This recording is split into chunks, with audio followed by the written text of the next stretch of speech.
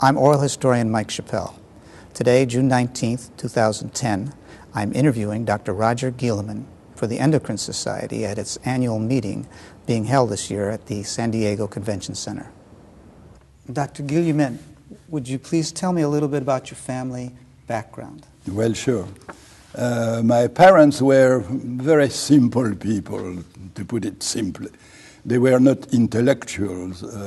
My father actually had gone to a school for technical handling of mechanical equipment and so on, and he remained in that field all his life.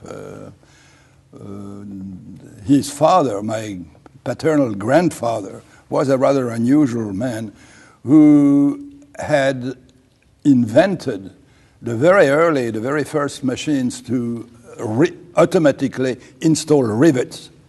And he had gotten several patents for those machines, and he created a small company which started manufacturing all this equipment. And my father was involved with all of this practically all his life. The grandfather in question was a rather handsome man, as I remember him. I also remember that he was deaf as a table, supposedly having been slapped on the head by one of the Uhlans in the war of 1870, which the Germans won over France at that time. And he was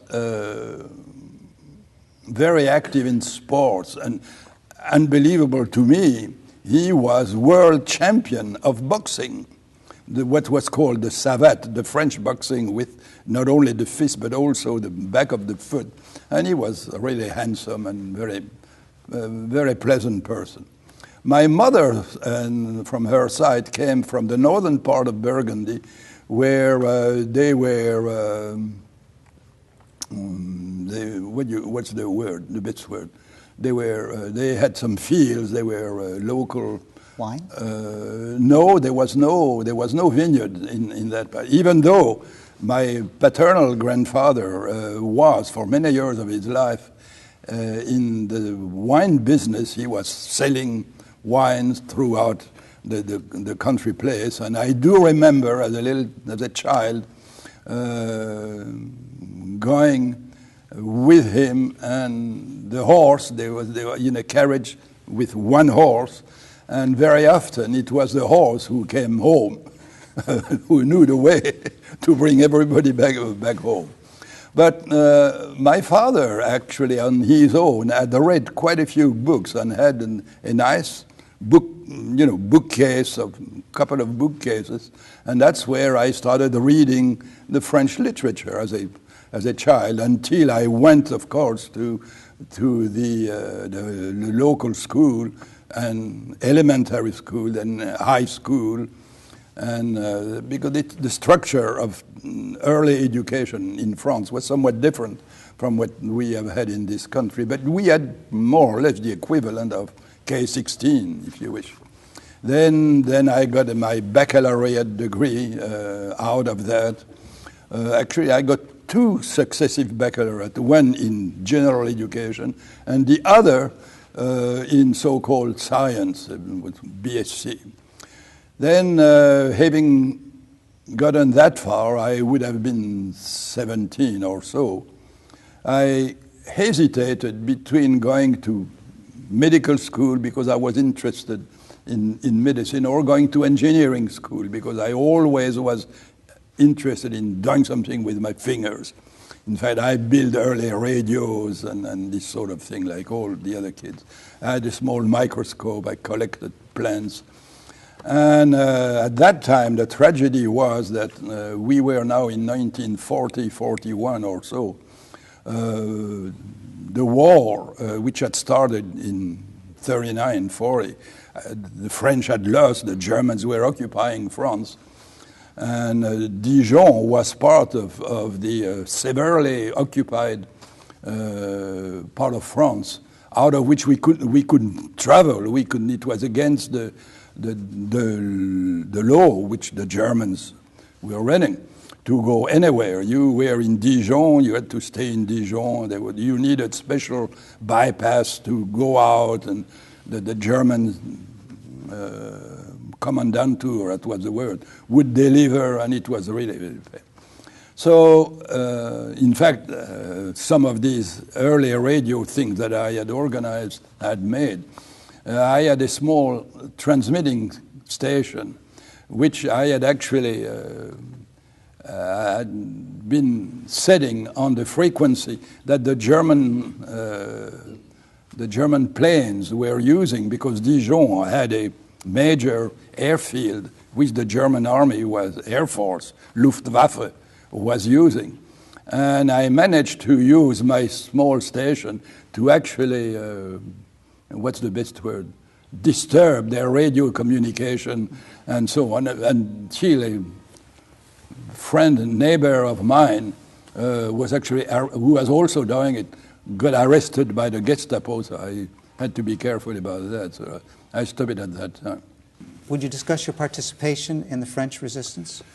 Well, yes. At that time, the French government of Vichy, in collaborating with the German, had decided that all the young people between 18 and 20 would receive an order from the German side forcing us to go to do some labor in Germany on some munition plant. And sure enough, one day, all the young people from the few of us in the medical school and we did receive our marching orders to go to the station with a couple of days of eating and food and mattress or comforts for a 2-day trip. And we were supposed to go to somewhere in southern Germany to this such and such plant. I've forgotten that.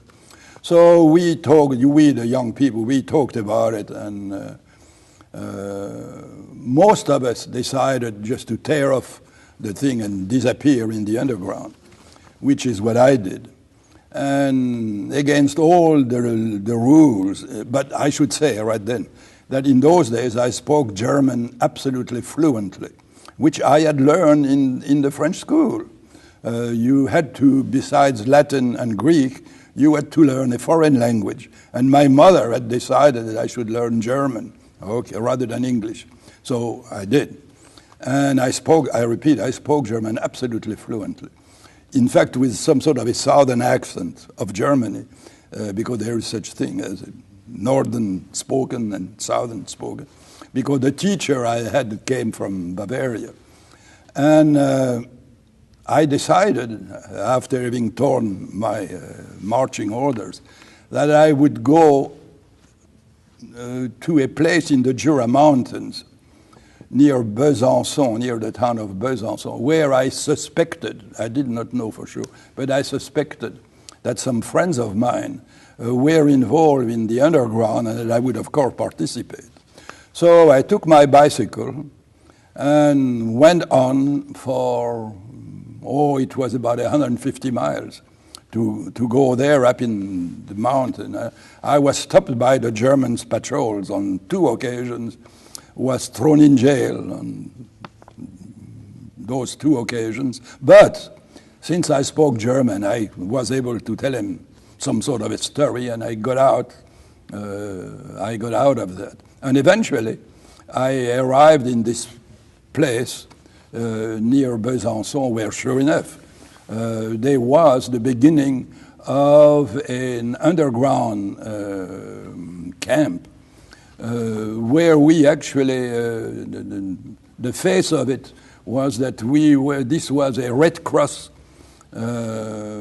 place to receive children which were evacuated from the suburbs around Paris because of the bombardments of the plants over there. And we had about 100 children whom we were taking care of. But this was actually a major, what's the best word, passing space of the underground, whereby we would get people whom we managed to pass through Switzerland, which was quite cooperating. And we had American, British pilots or airplane people who had been shot down, who somehow had survived the whole thing and were trying to get back to the side of the Allies. And we also had people, I remember, we had this one member of the Vichy government who had decided that he wanted none of this anymore, and that he wanted to reach de Gaulle in London. And we had him, took care of him and put him on his way to Switzerland. And that very same day, a couple of hours after we had sent him to his thing, the whole place, the whole camp was surrounded by a couple hundreds of German soldiers with tanks and everything. They had winds that there was something going on there.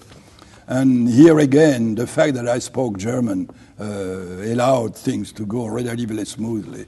Later on, there was some sort of a skirmish between the American Fifth Army, which was beginning to come up north, and that came around, and the German was still there. And I was wounded, actually. One shell exploded too close to me, and I still have to this day a scar in the back of my skull, and I was completely out for several days. I had no idea, and then I recovered out of it, and the worst part of it is that ever since that day, I still have a tinnitus. I have a hearing, I have a noise in my head, which is probably due to some minor scar of the meninges or something.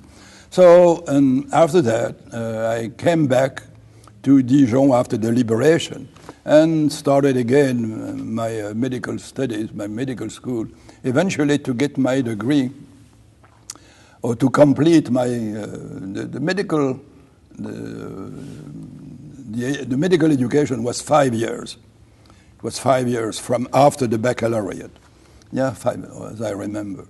And the French system was such that once you had done all the internship and so on and passed the examination of your 5th year, you could practice medicine in France with some minor restrictions.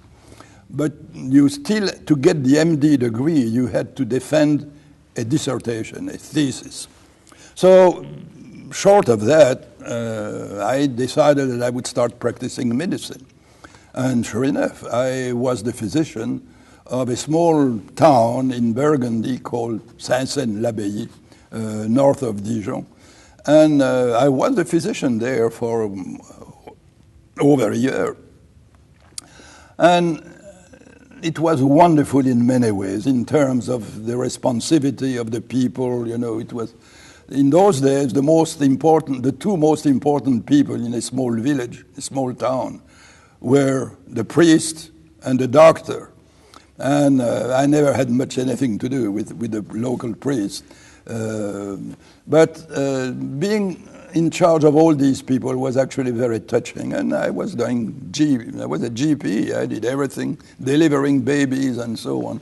But it takes a great deal of generosity to be a good practicing physician. And maybe I was not generous enough. But also in the back of my mind, I always wanted to do some laboratory research because I always like to do things, as I said, look into new things. And one day, totally by chance, I've forgotten the details of it, since we had been completely cut off the outside world during the war and during the occupation with the German, one day somehow I learned that this man called Hans Selye, whose name I somehow recognized because in my medical studies, some of my early teachers were interested in the beginning of endocrinology, and his name had come up.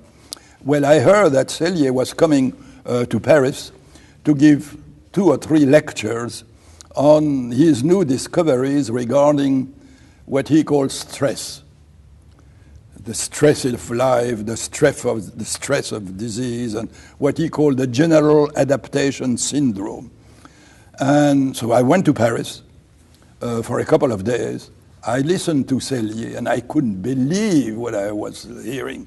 It was so extraordinary. And the man he even had some colored slides on the screen, which I had never even heard of. And it was really very interesting. He described how, in response to stress, the organism always stimulates the adrenal cortex secreting steroids, and that somehow the pituitary gland was involved, but he still didn't know the mechanism, and that was something to be investigated in the future.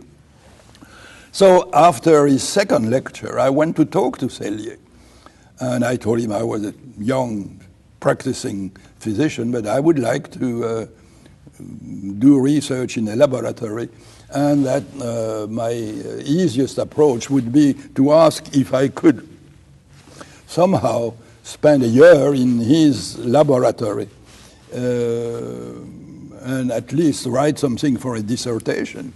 He was himself an MD from Europe, so he knew what I was talking about. And he had just moved from McGill to the French-speaking Université de Montréal. And since I didn't know a word of English in those days, it was an ideal way for me to go into something where I would also learn English. So sure enough, Selye said, okay, do come by, we'll organize something. And out of my private money from the American research, it was the NIH, I'll give you a monthly allowance of $120 a month, which I thought was superb, which it was in many ways.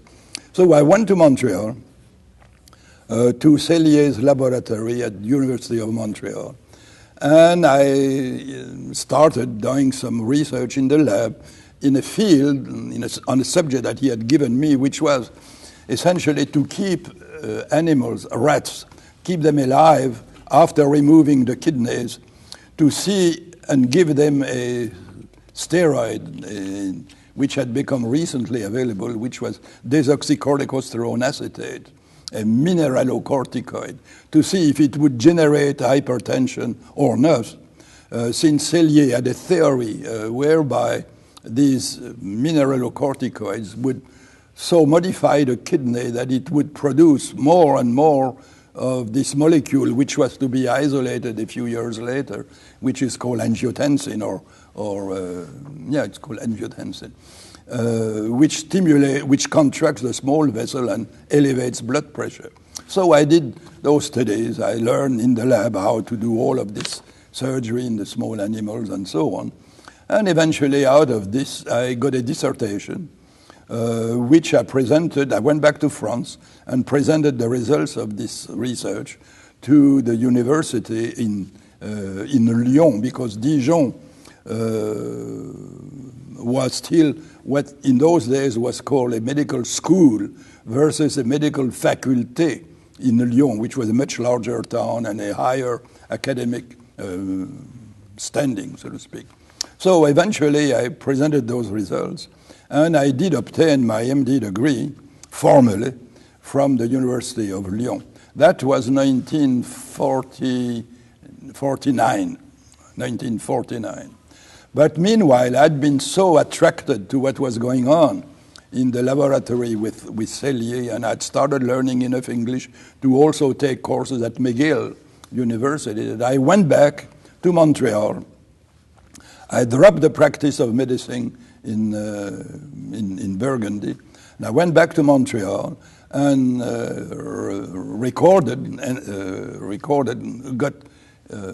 registered, that's the word, for a PhD degree in physiology. It was called in experimental medicine and surgery, under Hans Selye at the University of Montreal, with combined courses between McGill and Université de Montréal.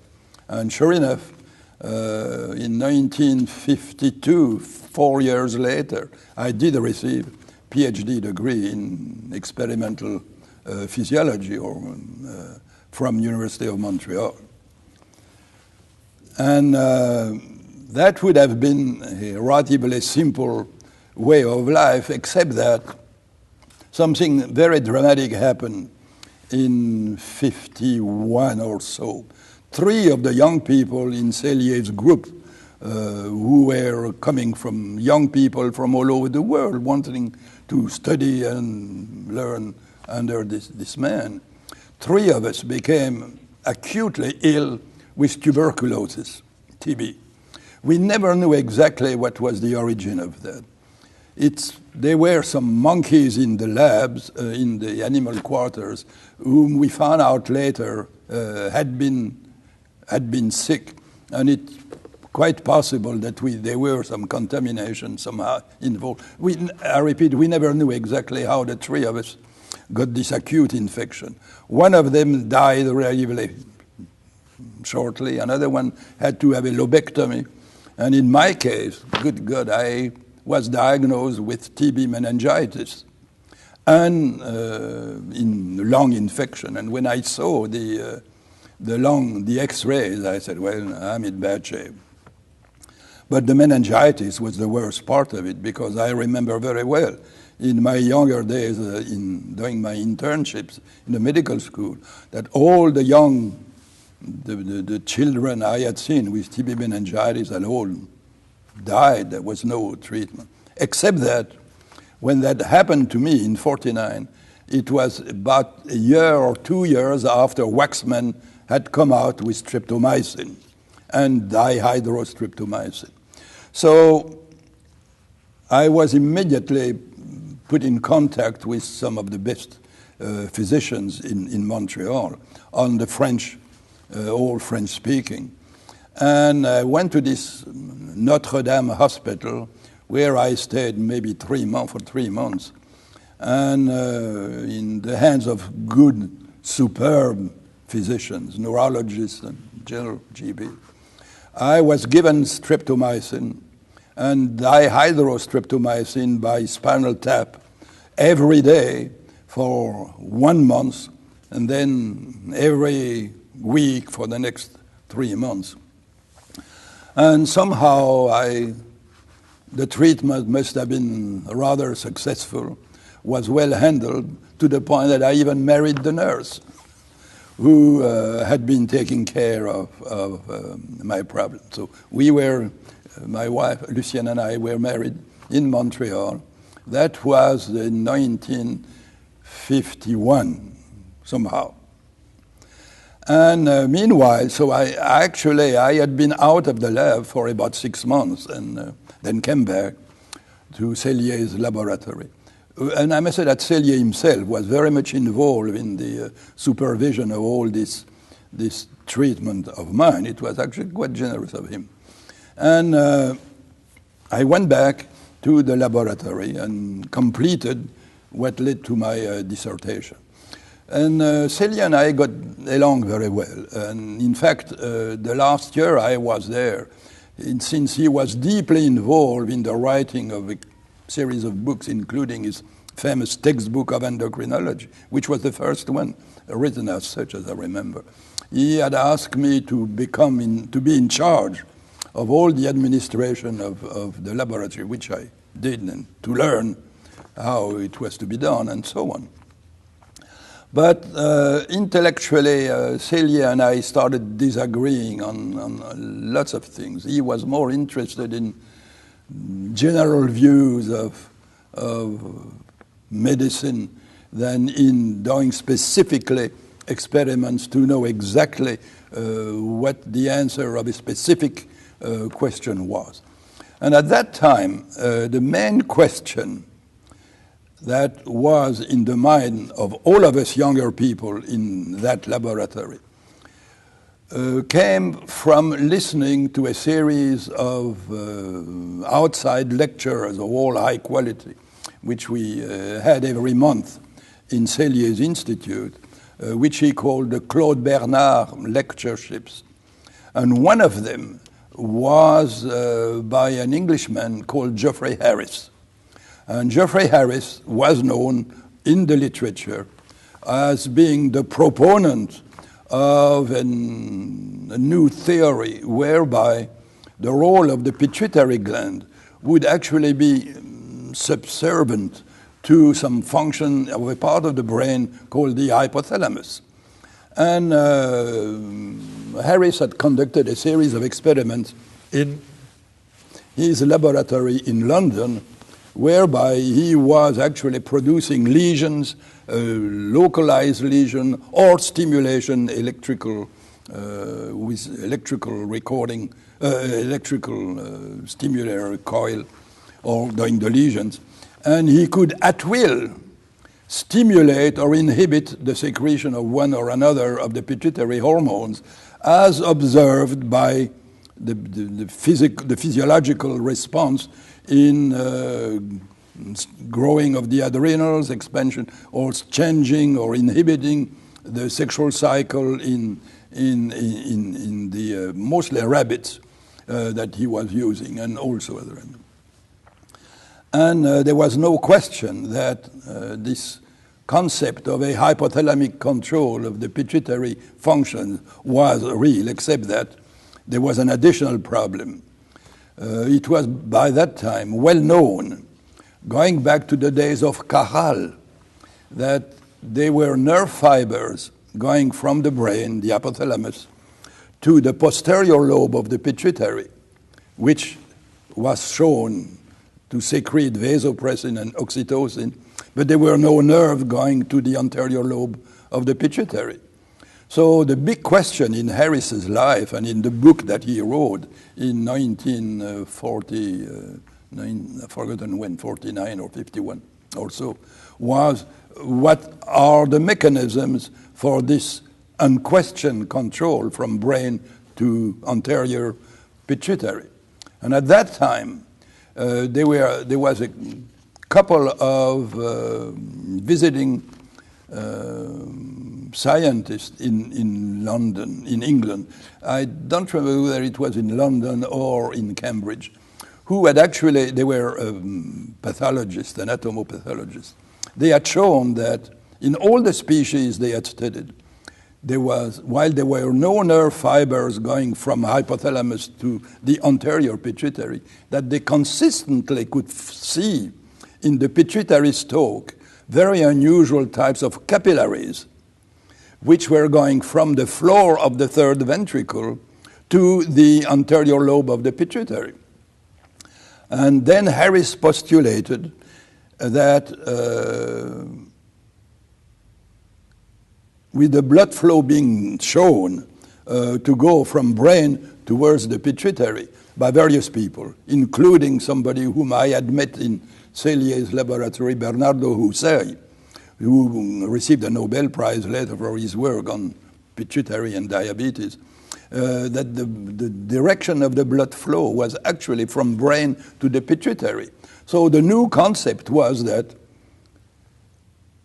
the nerves, the neurons and the fibers, the nerve fibers coming out of those neurons in the hypothalamus, there were two specific locations in the paraventricular and supraoptic nucleus, would actually merge with these small capillaries in the upper part, so to speak, and deliver their unknown messages to the pituitary through these portal vessels.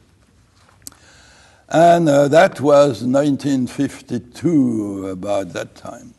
So that's also the date where I decided to leave the laboratory of Célier, because if I really wanted to be in research in physiology, I really had to be on my own and so on. And through various interesting combination of people involved, I was asked to join the laboratory, the Department of Physiology at Baylor College of Medicine in Houston in 1953 or 52. And I agreed to that. Actually, I went to visit from Montreal to visit these people. I'd never heard of Baylor College of Medicine. And I asked where it was, where was it located? I was told in Texas. At least I knew about Texas. And then so it was in Houston. So I took the plane. I remember it was in the deep winter in 52, 53, 52. And we were still in meters of snow in Montreal. I took the plane to go to Houston, see what these people had really to offer. And when I landed in Houston, the weather was warm. There were azaleas blooming all over the place. The people at Baylor College of Medicine were very open. There was plenty of money, there was plenty of space. Mike DeBakey, the surgeon, had just joined the faculty. The chairman of the department was this wonderful man by the name of Abel Huff, who actually had come from McGill a couple of years earlier.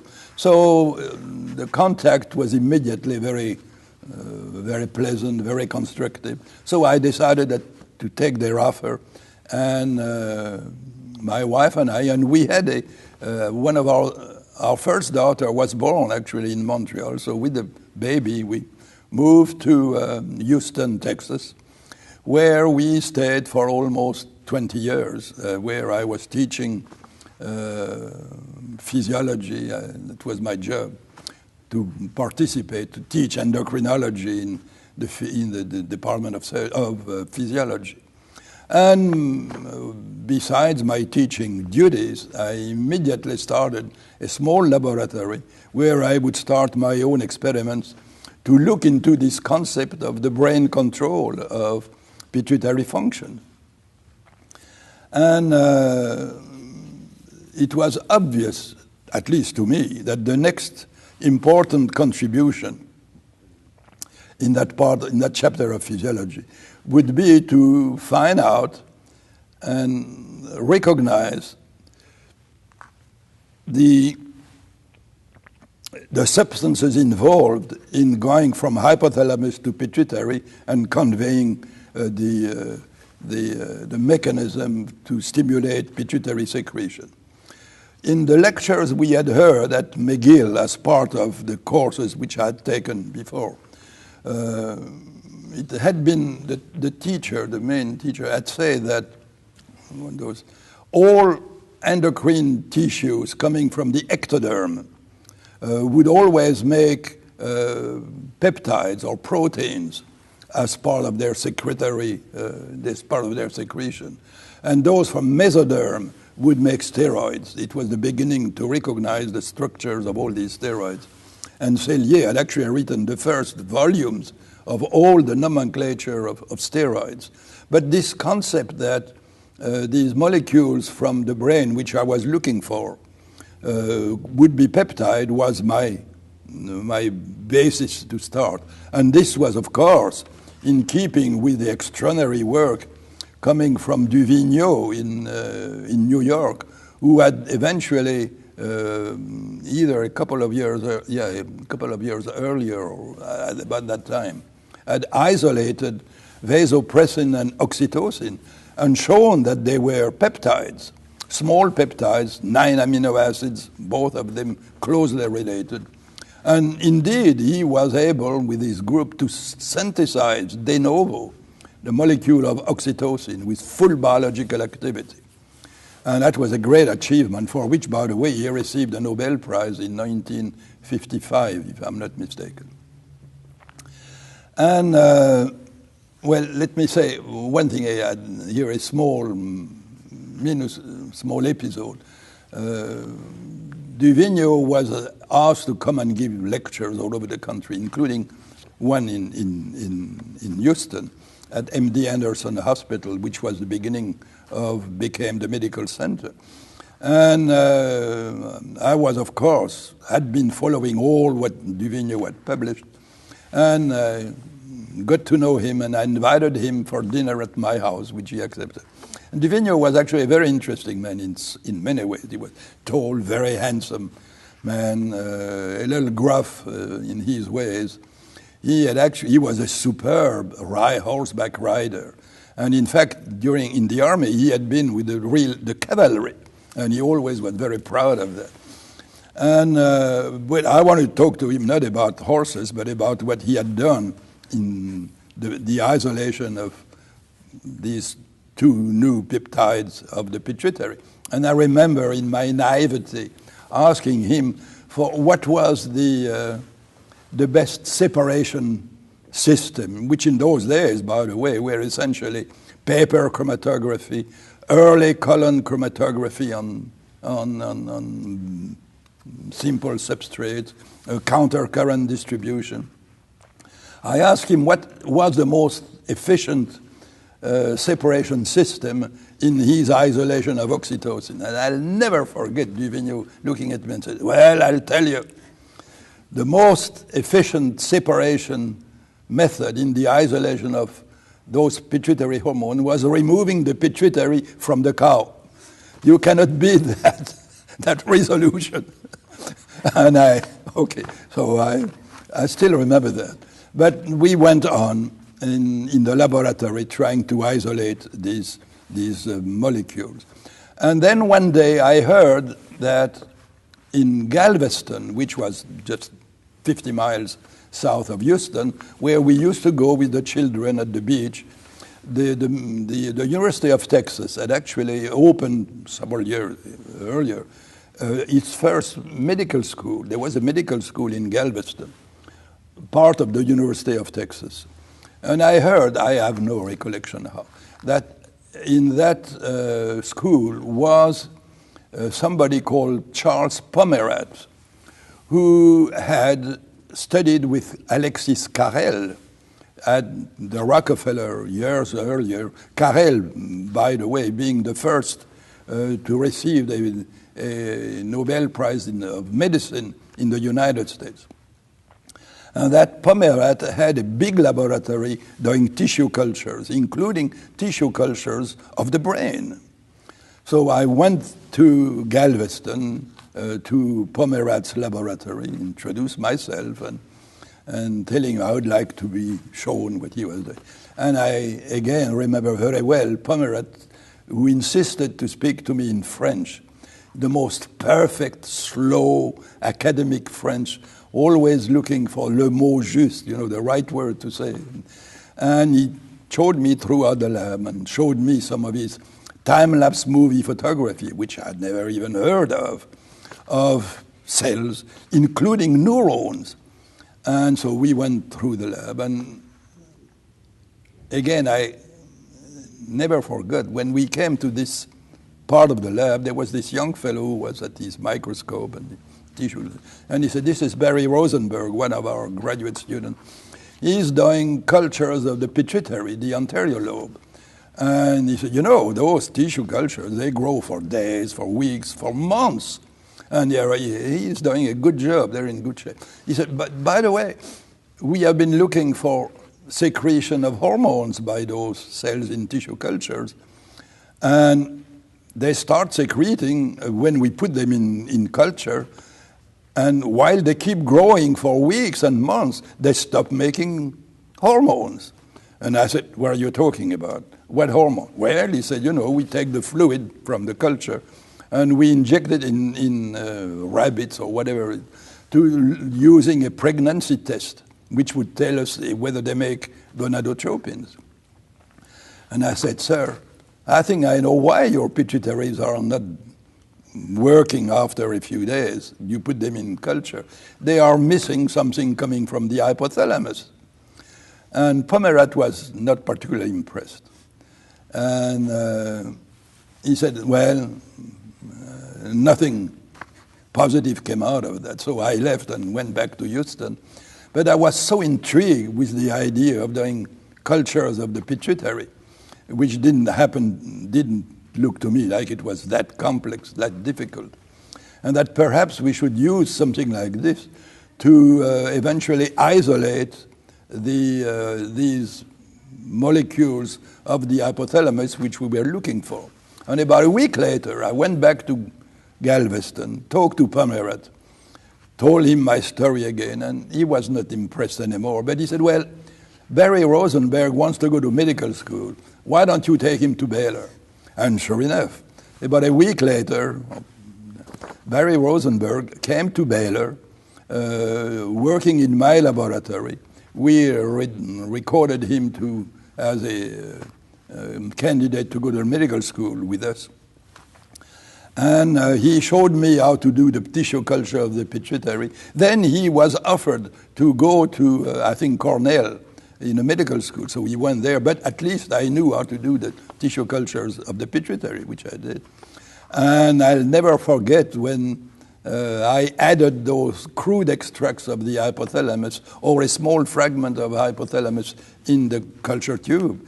and was doing the testing in the fluid for secretion, in fact, looking for ACTH, not the gonadotropins, because there was a relatively simple bioassay for ACTH called the Sayers test, which was measuring ascorbic acid in the adrenal gland, which was very rapid. You could get an answer in one day instead of a couple of days or weeks with the gonadotropins. And sure enough, I showed, to my satisfaction, by following the secretion of ACTH from the moment of putting in the culture for the next few days, including the time of putting either the hypothalamic extract or the fragment of tissue, that, as Pomerat had said, the secretion of ACTH or pituitary hormone would disappear after about 4 days. But if I put the fragment of hypothalamus or the crude extract, then I would immediately restart secretion of, in this case, ACTH. And I said, now that's the way to proceed and eventually look for what these molecules are. Okay, so we now had a method which we could use to follow the purification of these extracts of the hypothalamus, with whatever simple systems we had at that time, which were essentially paper chromatography. Later on, purification on ion exchange column, and sure enough, by following essentially the release of ACTH, because the test, as I said earlier, was so much faster than for the gonadotropins. Very rapidly, in collaboration with a young fellow who was my age and in the Department of Biochemistry at Baylor, Walter Hearn was his name, we very rapidly showed that we could separate with our simple separation method, that we could separate this part of the extract that would stimulate secretion of ACTH away from where oxytocin and vasopressin were, because we knew by that time that the hypothalamic neurons were the origin of vasopressin and oxytocin, not the posterior pituitary itself. So that's how it started. We knew that there were some substances which, the way we were making the early extraction, were indeed, or could indeed, be polypeptides. And we went on by collecting a few hundred of these hypothalamic fragments in the slaughterhouse locally in Houston. And very early, it became obvious that these molecules which we were looking for, which are extremely active, we could show activity in thousands of the extract, of a 1 ml extract of hypothalamus, would be present in those brain fragments in minute quantities. And in fact, it was known that the specific activity of vasopressin and oxytocin was extremely high. Could show biological activity on nanograms of those two peptides. So very early, it became obvious that this was going to be a big project. And so we started publishing a few papers about this, which were fairly well received in the literature, while there were a great deal of hesitation by the rest of the academic world to consider this concept of brain cells secreting molecules of their own which would control function of the pituitary. So I published a couple of notes about this.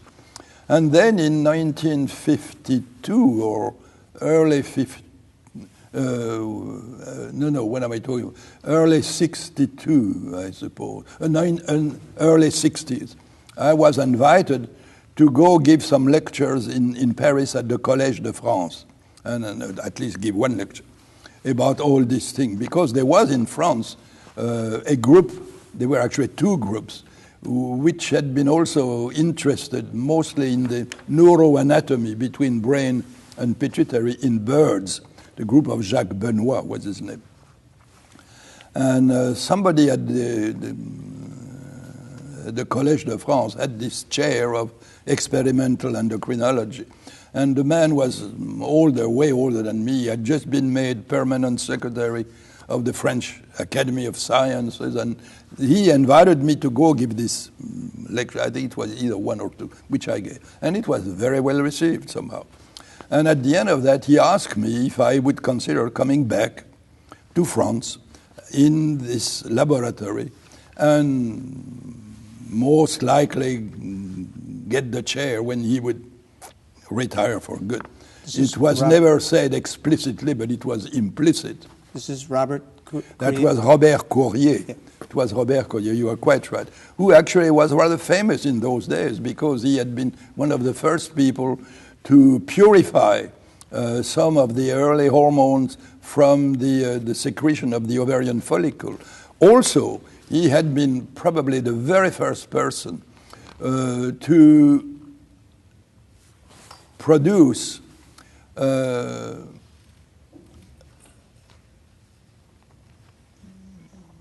thyroid hormones which were labeled with radioactive iodine. Collège de France had had its small cyclotron, which the Germans had never been able to look into or to get into during the war. And some of the local physicists that started making radioisotopes, and including iodine-131. And Courrier and a couple of his collaborators had been able to make radioactive thyroxine, or radioactive thyroid hormones. And so he was actually a man of good standing. So to cut a long story short, in 1960, the whole family moved back to France, where I was the associate director of this laboratory at the Collège de France. The wonderful part of that was that Courrier, being with the Academy and so on, we were housed in one floor of this beautiful chateau, castle of the French Academy of Sciences in the suburb of Paris. And since housing was difficult in those days, we were really more than fortunate. And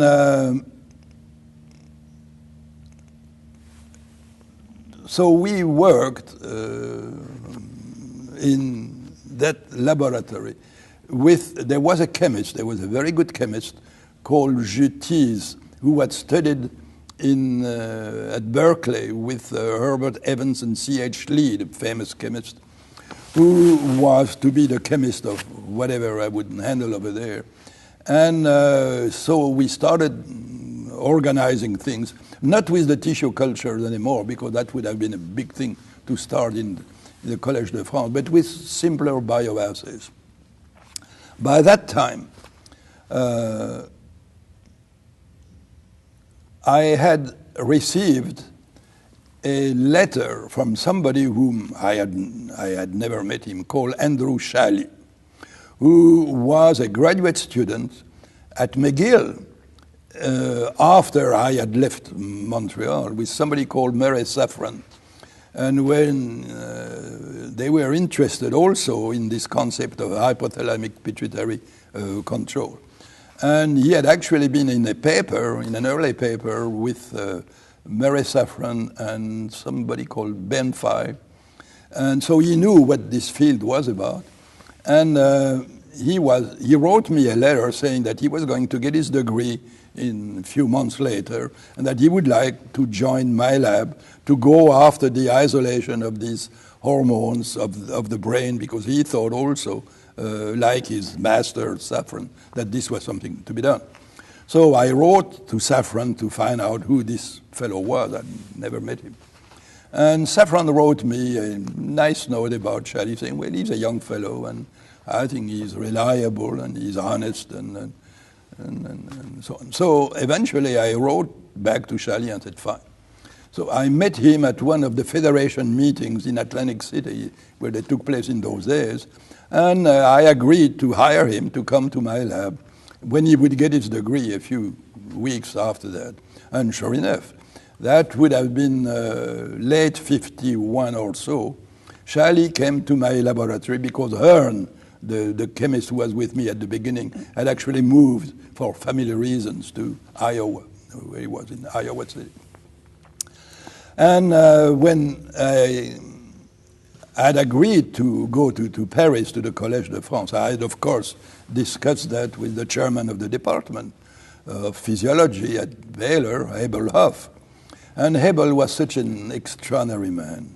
He was very well educated. He was very learned in history of medicine. In fact, we had published together quite a few papers about history of medicine. We had discovered the early manuscript of a famous book by Claude Bernard when I was at the Collège de France on that first visit, and which we decided we would translate in English. And Hoff told me, I'll never forget that either, he said, well, I agree with you. You should go back to France since you are being asked to go to this rather prestigious place. That's fine. But he said, you know, you have been in this country for, almost 15 years. You don't really know these French people anymore. You don't know how they work and how they act. So I'll, by all means, go. But I insist, I want you to keep this laboratory working. And Charlie was there. At that time he had arrived. And I said, fine. So, who did you put in charge? Charlie was indeed in charge of the chemistry part of it. And for the physiology, for the bioassays, the idea was still to look for this corticotropin ACTH releasing factor. For the bioassay, there was this young fellow who just passed away last month, by the way, called Harry Lipscomb. And so the laboratory was actively working in Houston, and I was starting the other one in Paris. And literally, I commuted between Houston and Paris 3-4 times a year, running the two laboratories. And Abel Hoff, in his generosity and so on, had organized my being interviewed by the president of this, something called the Houston Foundation of sorts. And sure enough, in 24 hours, they gave me $150,000 as a grant to take care of the travel expenses for me and for students, which I would take to Paris and vice versa. And it was an incredibly constructive time.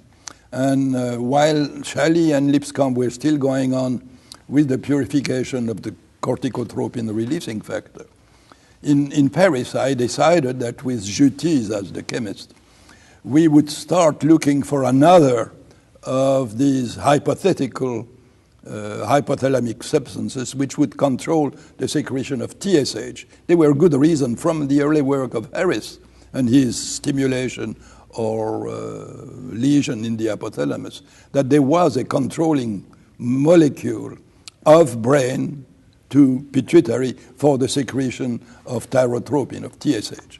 And I devised a very simple, incredibly simple bioassay using the radioiodine that the Courier's laboratory had available over there. A very quick bioassay for the secretion, stimulating the secretion of TSH.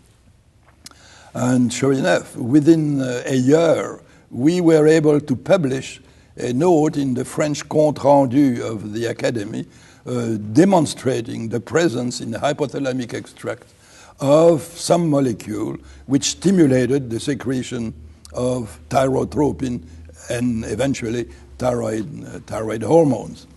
It was still the early days of purification, but it was obvious that this was the way to go. We also, either the same year or the following year, based on a new type of bioassay that had been devised by somebody called Al Parlow, to look for the secretion of gonadotropins, mostly what we call LH, luteinizing hormone. It was a rather strange bioassay in which we were measuring the ascorbic acid content of a stimulated ovary by LH and FSH.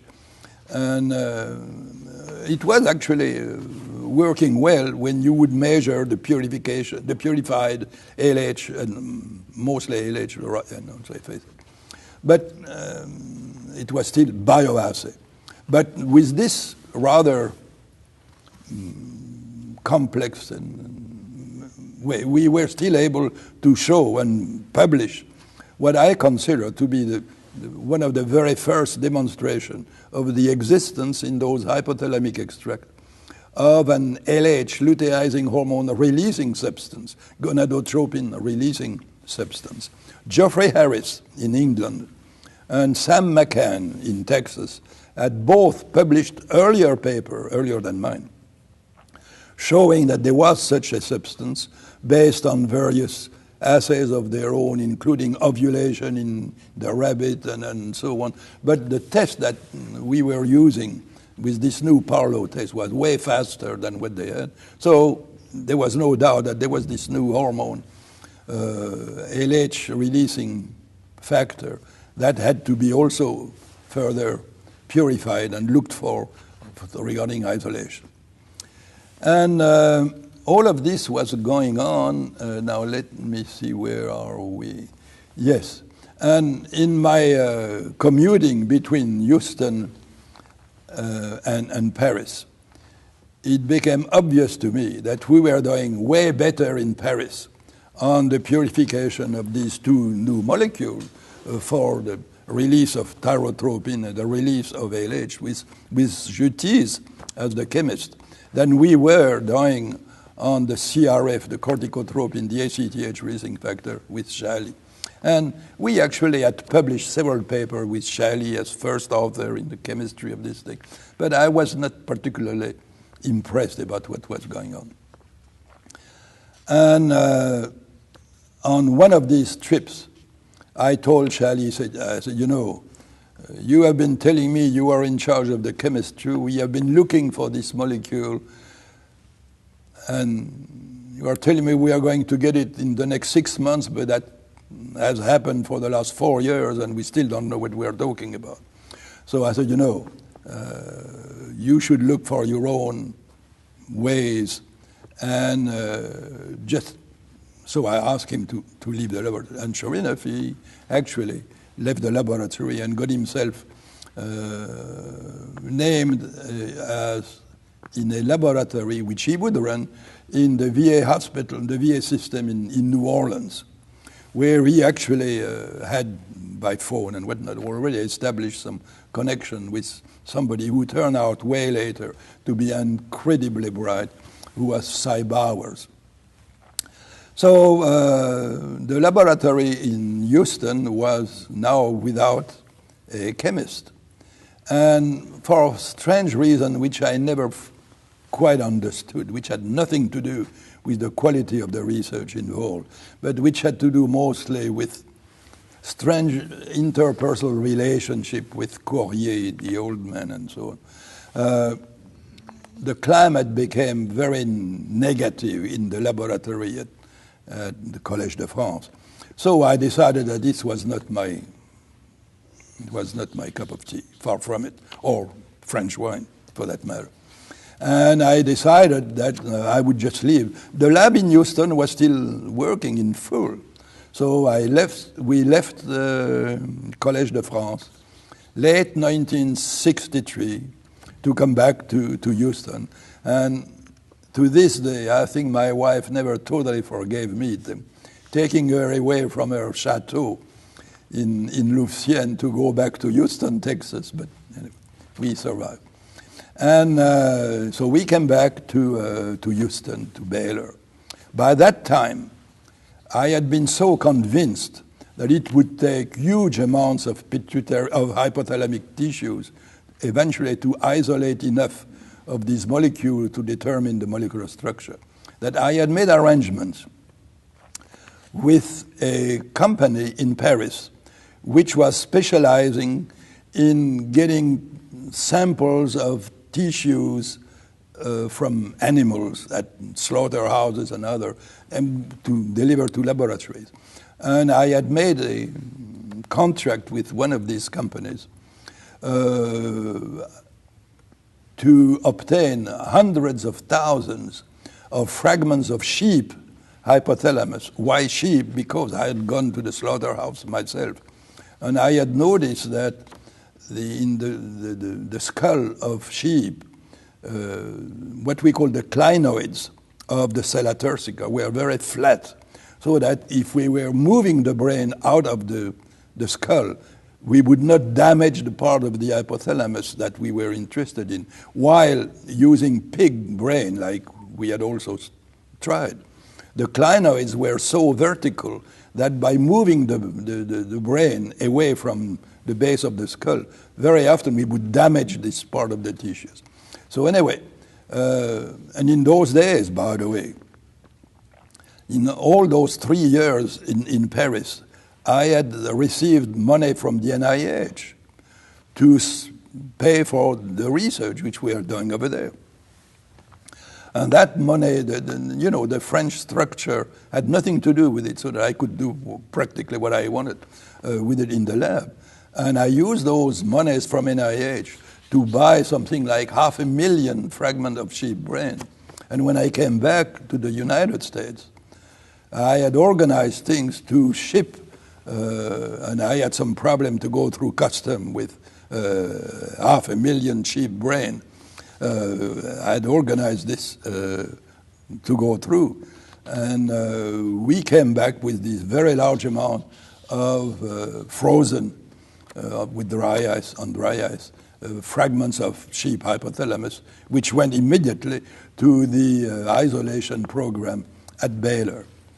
And since Shelley had left the laboratory at that time, I had to look for a new chemist, because I'm no chemist. I never claimed that I was. And that I really needed somebody for this field, for this project, who knew how to purify, isolate these peptides, because we were now convinced that the molecules we're looking for were indeed small peptides, maybe a little larger than the oxytocin vasopressin, but still small peptides. So I placed advertisement about this, and sure enough, a few months later, I hired in the lab Roger Burgess, somebody called Roger Burgess, who strangely enough was from Iowa State University, and he had, strangely enough, I will repeat, he had worked with Hearn when Hearn went back to his family things. And so Burgess was well aware of the project that I was involved with and what was the goal and what to be done. So Roger Burgess came to the lab, and we immediately started a wonderful collaboration. He was a wonderful younger man, knowing very well his things, and I realized very fast that he was a way better chemist than Shelley had been in this thing. And very, very rapidly, within less than 2 years after Burgess came in, we, well, actually maybe a little later, because we had to accumulate enough of the starting material. In 1969, we were convinced that we had pure thyrotropin releasing factor, TRH, TRF, as we call it in those days, and that it was a small molecule composed of 3 amino acids. We knew that for a fact. We had unquestionable evidence that the molecule which we had isolated, and we had evidence, I repeat, that this was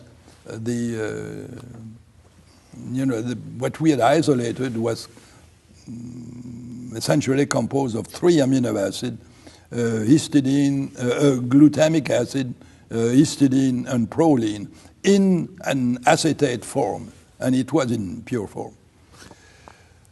So we decided that we really had now the stuff, so to speak. But just before, a few months before that, we had gotten some very unpleasant news from the NIH, in which they said that all their advisory committees had said that there was a group of people who were getting hundreds of thousands of dollars from the NIH looking for elusive brain hormones, which probably were just part of their imagination.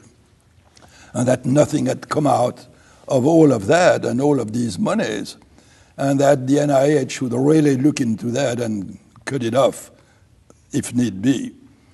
And sure enough, the NIH organized a meeting in Tucson in 1969, early in the year, I remember, at which meeting those of us involved in the search for those molecules would be speaking. That was Charlie, and there was nobody else from his group. It was just he. And my group, which was essentially me talking, Burgess talking, and I think that Guillemin, who was still already a graduate student with us, was also at that meeting. So, and that there would be, that the NIH would have a bunch of referees listening to all of that to advise them whether to keep giving money to these people or just turning off the faucet. Was it just those two groups, your group and Shalley's group? There was also the group of McCann. There were these three groups from this country to which NIH had been giving money. Yes, Don McCann was at that meeting, absolutely. And they had also invited Geoffrey Harris to come and talk about this whole thing. So it was a rather high-level scientific meeting. But I knew all along that the people of the NIH, they were people of the study section. We were in the audience, that they were really looking or listening to what these two groups, Shalley's and mine, were going to say.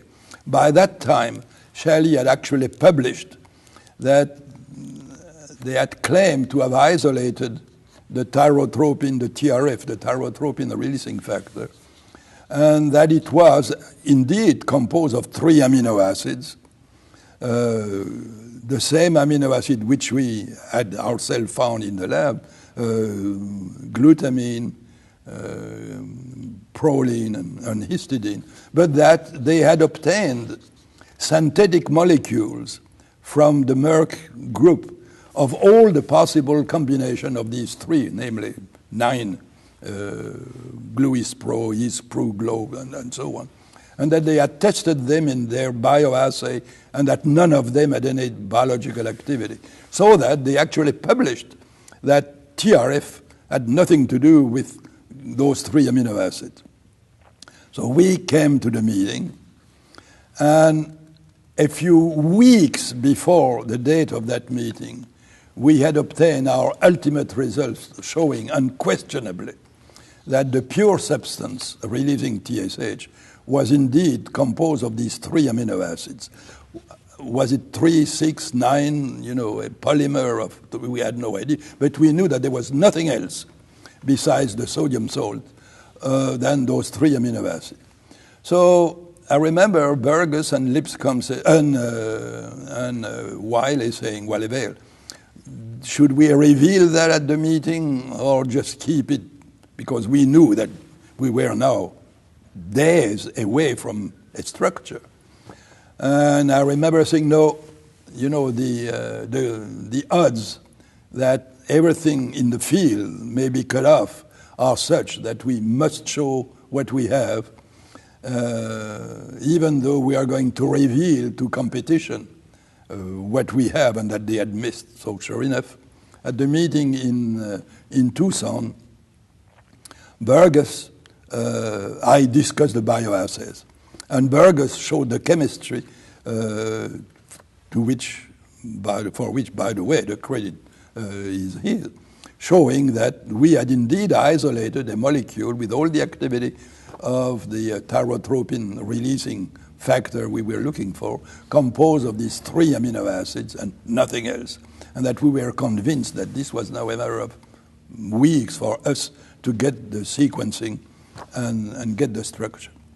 Meanwhile, I remember I called on the telephone from that meeting in Tucson, friends of mine in Switzerland with the Sandoz people, asking them if they could synthesize for us all the combination of these 3 amino acids, because actually I had earlier asked Shally to send me, I had called the Merck people, see if they would still have some of these compounds that they could share, send us. And they said, no, we gave everything to Dr. Shally.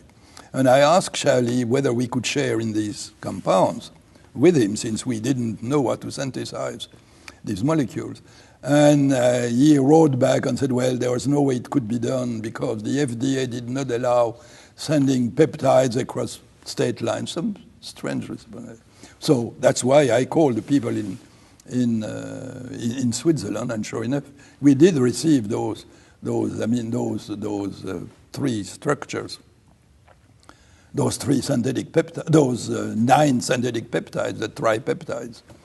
And by the way, we still did not know whether the active molecule, the native molecule, was 3, 6, 9 amino acids. But we claim, we postulated that maybe a tripeptide was it was. And we tested all these compounds, and none of them was active, just like what Shally had said earlier. At that time, Burgess, being the good chemist he was,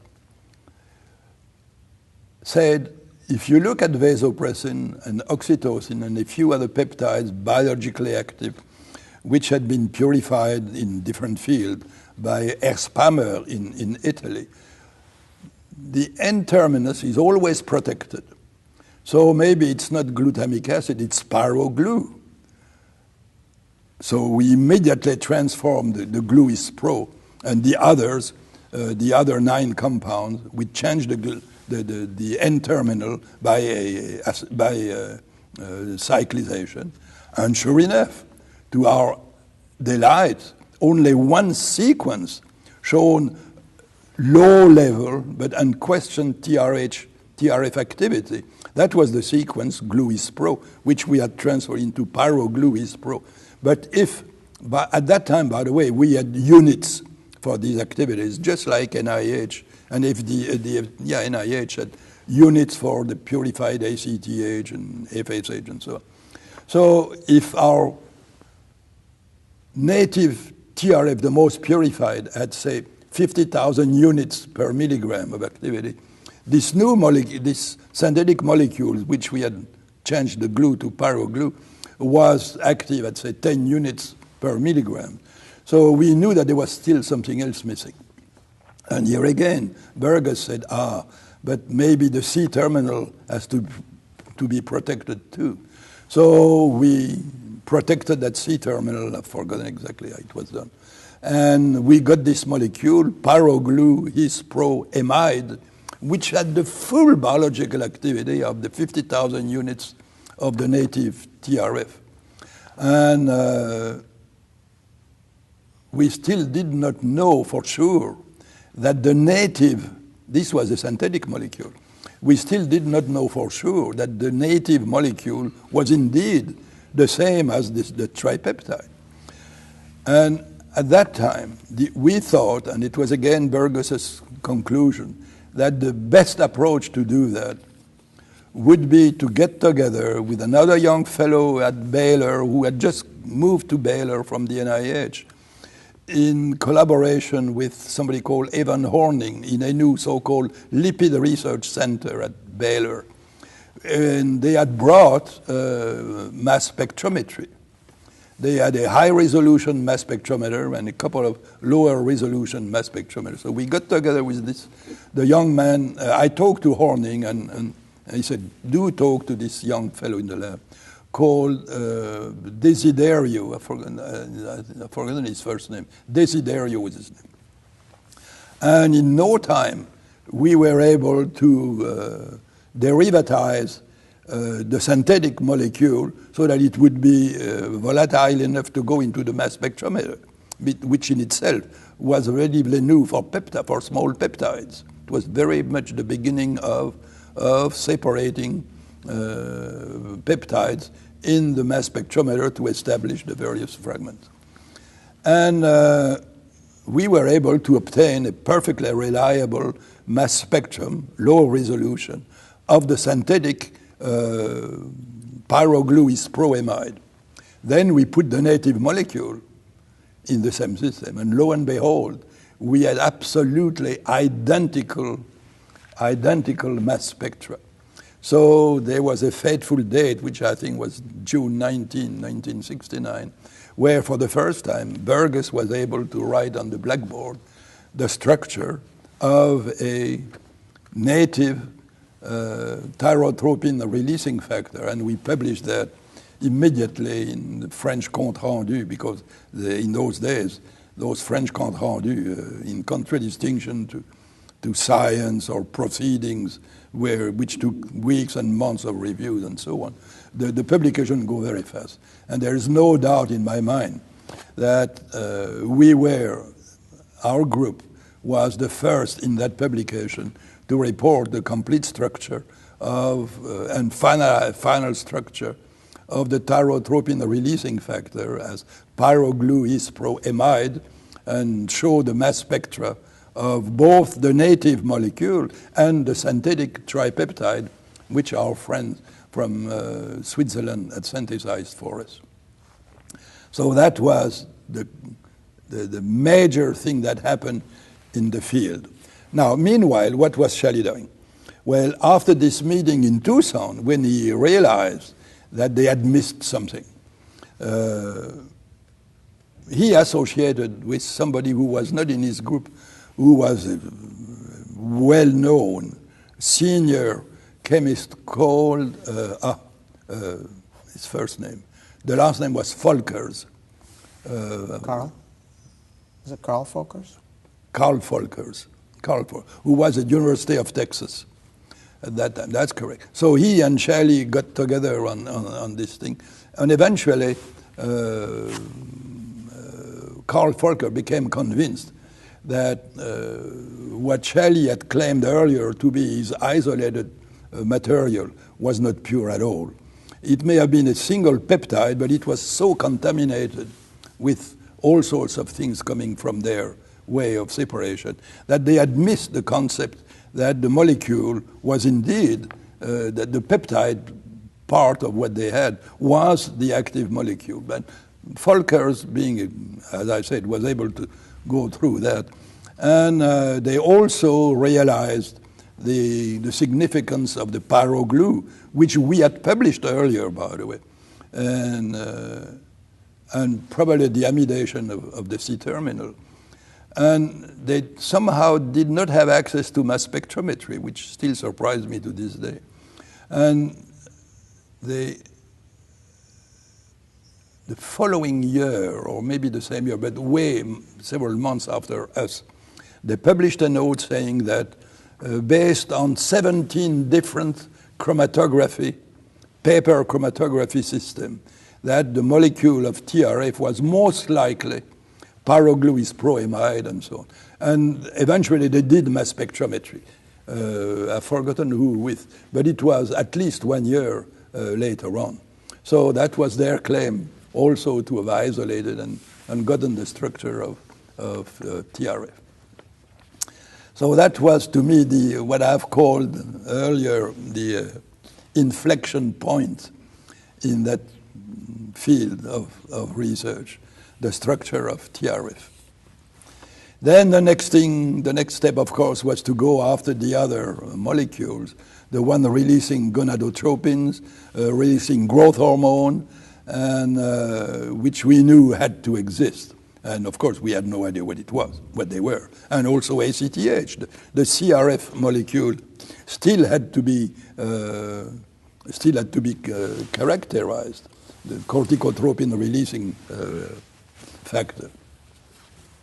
How did you come to be chairman of the Laboratories for Neuroendocrinology at the Salk Institute? Good question. So, of course, we published our results with the isolation of the TRH, TRF, and the molecular structure.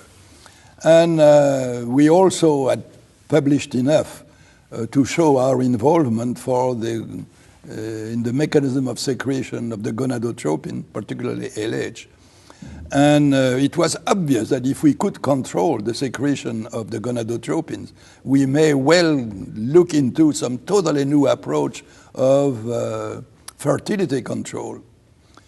And in those days, there was a division at what was called AID, Agency for International Development, which was deeply involved in the problems and the concept of population control.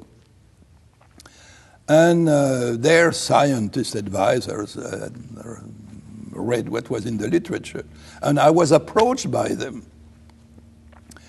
Would I agree to sign a contract whereby they would provide millions of dollars, by the way, on an annual basis to support the research of my lab? So, of course, I agreed and shifted most of the funding from NIH to this AID. And at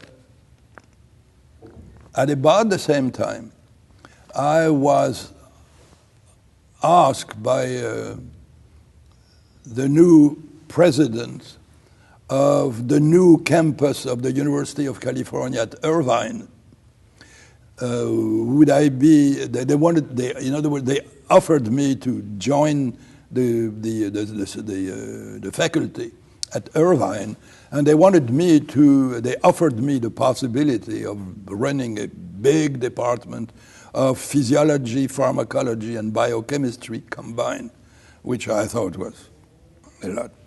So I discussed this with Hebelhoff at Baylor, and he said, you never know. So I said, why don't you go and see? So the generosity of this man, Hebelhoff, was so astounding.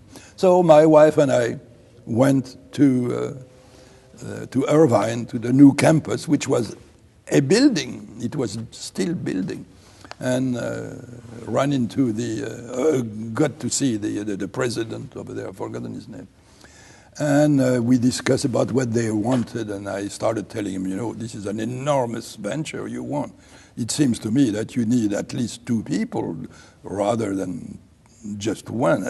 In fact, it would be best if you had 3 departments: physiology, biochemistry, and pharmacology.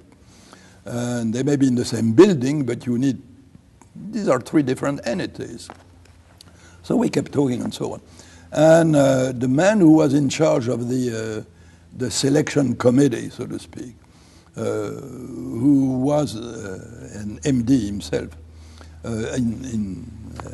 at Irvine in the beginning of the school over there, that evening, since he was in charge of all the whereabouts of us being there, I never forgot that, took us for dinner in some restaurant, I forgot the name of it, on the coast of Irvine and Costa something. And the restaurant was called Victor Hugo, which was a good beginning. So we got there, and it was right on the beach. And to our amazement, for the first time in our lives, my wife and I, we saw whales cavorting on the beach, because this was the time of year when they would migrate from Alaska to the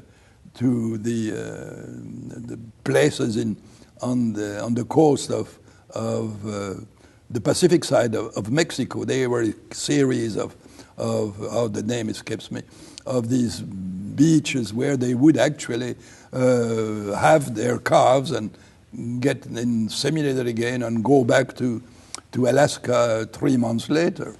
So you were watching the whales at the Victor Hugo? Well, yes, and during this very pleasant dinner, our host was called on the phone. The maître d' apologized, and so we went there.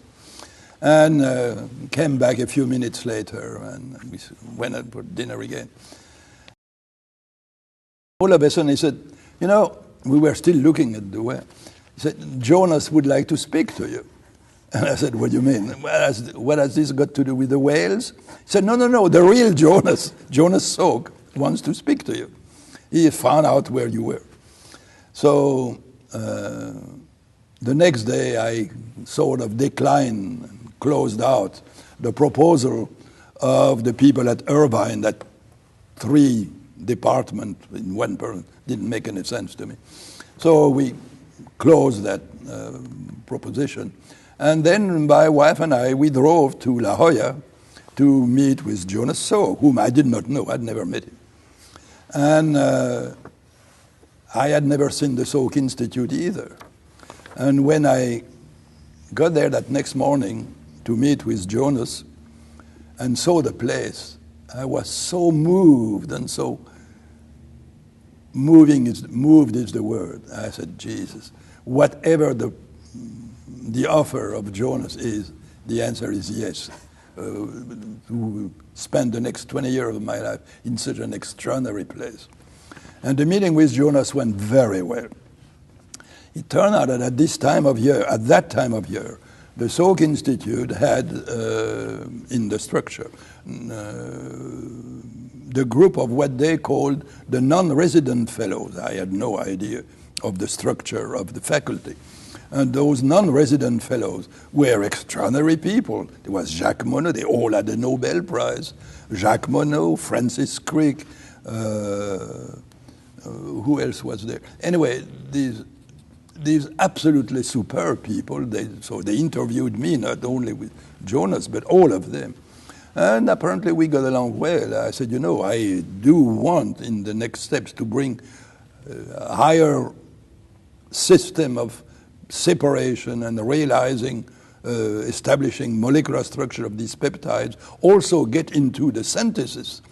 The fellow who had just published the solid phase synthesis, his name escaped me again, for peptide, and he did receive the Nobel Prize a few years later. So it was the very beginning of all of this, and I said I want to bring mass spectrometry, NMR, magnetic resonance, and start a program of peptide synthesis.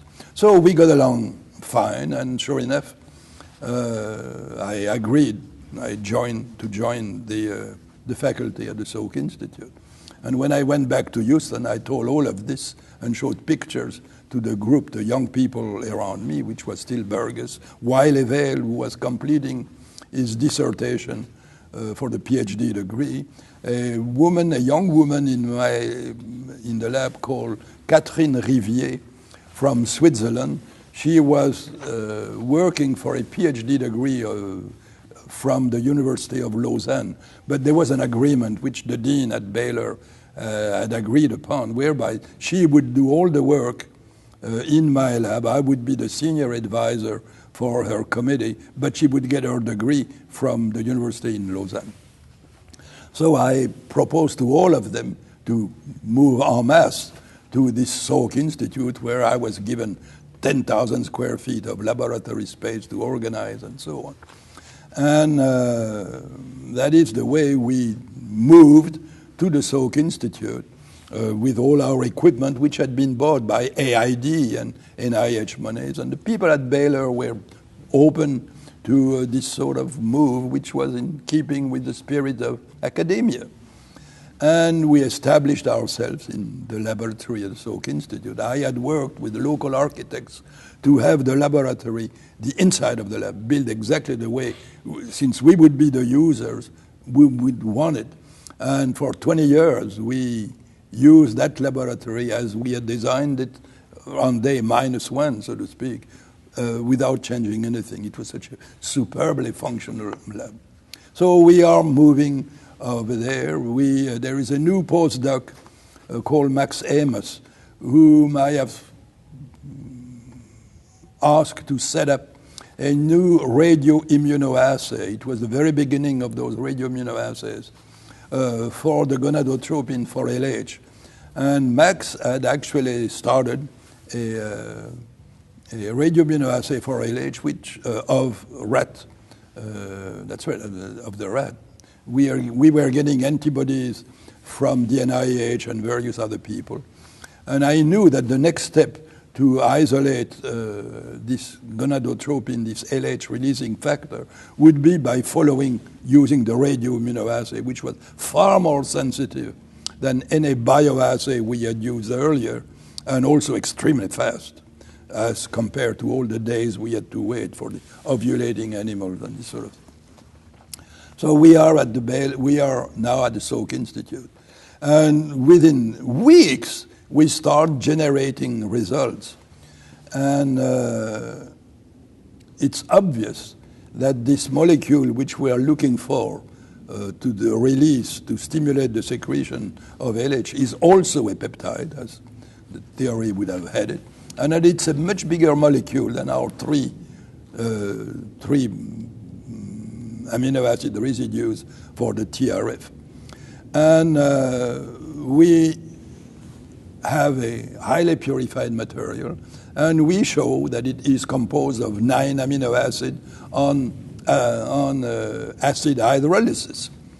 And we send the results to the people at AID in Washington because we were supposed to keep them informed every 3 months of all the results, since they were putting all the fun out of this. And we knew that this was not the end of the chemistry, far from it. We knew also that we had done only one acid type of hydrolysis, and that the next step was to do alkaline hydrolysis, see if we had been missing something else. And it was such time of the year that the Endocrine Society was preparing for the meeting of the year. And somehow I was on the committee to review abstracts that were sent and that were to be selected for presentation and so on. And sure enough, I received in that pile of abstracts, there was one from Shali's laboratory with 2 Japanese collaborators, one called Arimura, the other called Baba, and they had the same 8 amino acids which we had found in our own lab. And I felt very uncomfortable about knowing that. I said, and by the rules, people submitting abstracts to the Endocrine Society were not supposed to publish them before the meeting, which was when the meeting is where you show your latest results and so on. And all of a sudden, I knew what was going on in Shali's laboratory. And I felt a little uncomfortable about it. So I wrote a letter to Shali, a personal letter, telling him, I want you to know that I have seen your abstract, and I want you to know that several months ago, we found exactly the same amino acids that you have, as per the report we sent on such and such date to AID to show that I was not bluffing. And the meeting took place in June, or whether it was, of the same year in San Francisco. And at that time, we were purifying some more of the LRF by the method which we had used earlier, because we needed some more to get the sequence. And the meeting of the Endocrine Society, there were several symposia, and somehow I was asked to be the chairman of a session where this problem of hypothalamic control of pituitary function would be discussed. And Shali was one of the speakers. And how could I forget that? And at that meeting, Shali got up and said, here is the structure of the peptide releasing LH. Actually, it's not 8 residue. There is an additional tryptophan. It's a 9 residue. It's a decapeptide. Sorry about that. There are 10 residues instead of 9.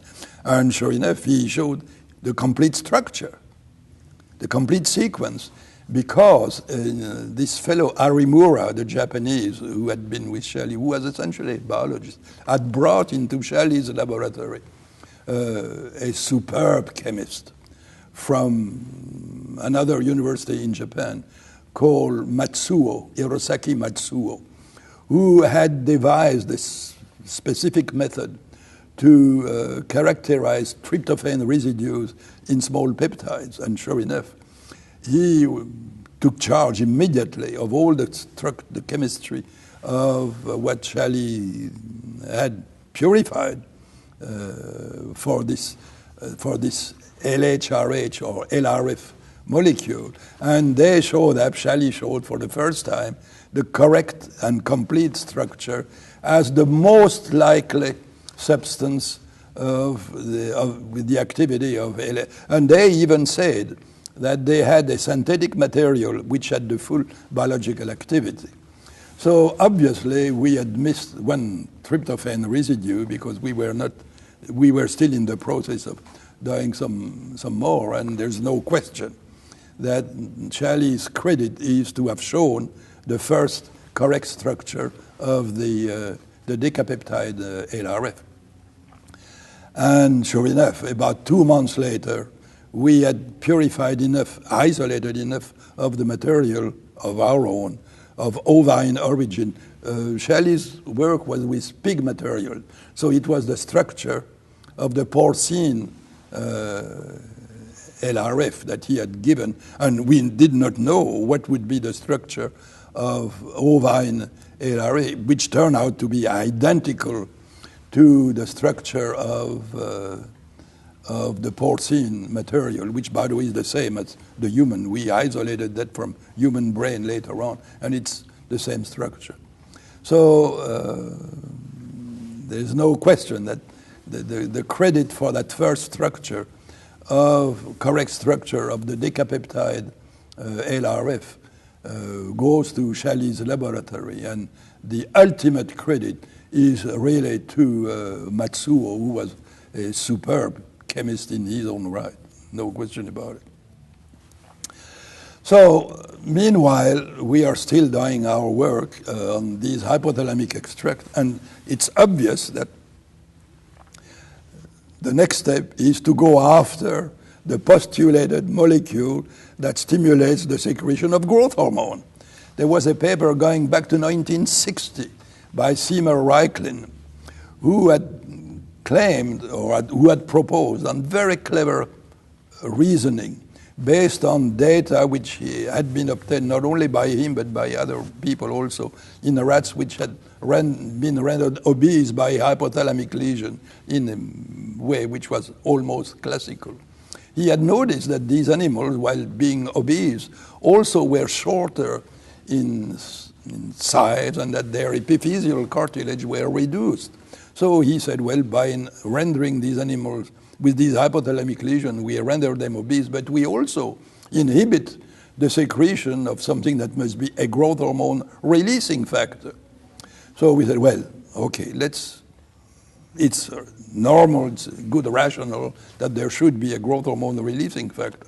So we go back to the old tissue culture technique, and we have freezer full of extracts of our hypothalamic tissues from the TRF project, the DLRF project. By the way, over the years, we handled in the lab close to 5 million sheep brain.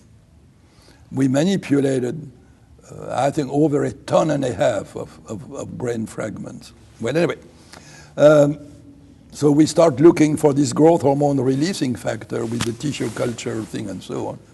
And I had asked a new postdoc in the lab, Paul Brazeau from Montreal, to set up a radioimmunoassay for rat growth hormone. And we had gotten antibodies, specific antibodies, from a couple of friends at Scripps in San Diego. Scripps Memorial Hospital was it. And he set up a radioimmunoassay for rat growth hormone, which was extremely sensitive and very specific. So we started assaying our extracts of hypothalamus on our tissue culture setup. And to our amazement, instead of stimulating the secretion of growth hormone, we repeatedly see a fall of the secretion of growth hormone within minutes after adding the hypothalamic extract.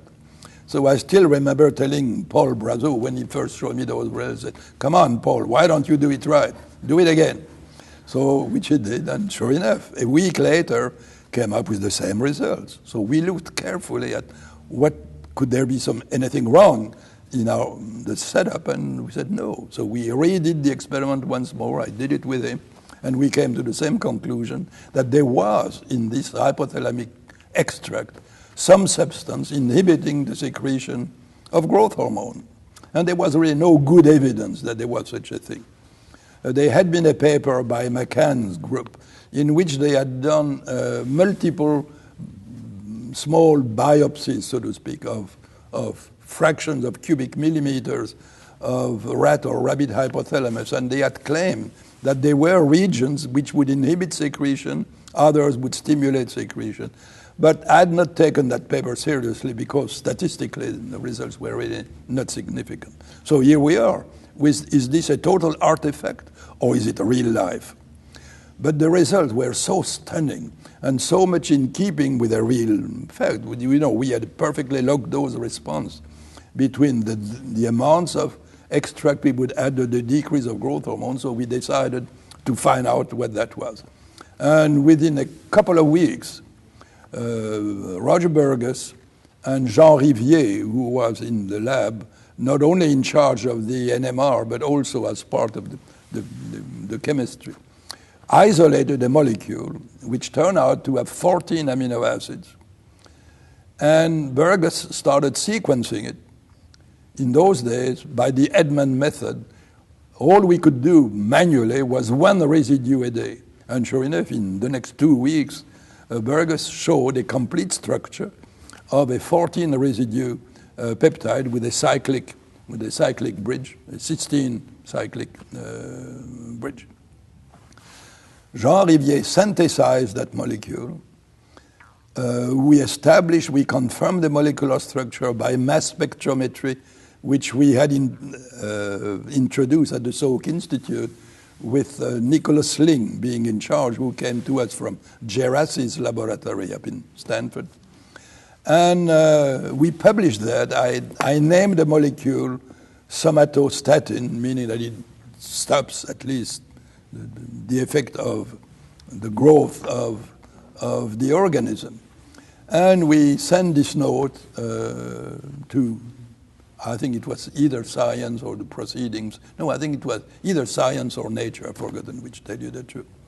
And that was published and attracted a great deal of attention because people reproduced the data and everybody agreed that what we had said was correct. And I had also immediately realized the significance of such a molecule in the treatment of pituitary adenomas, particularly in the case of acromegaly, where the tumor secretes huge amounts of growth hormone.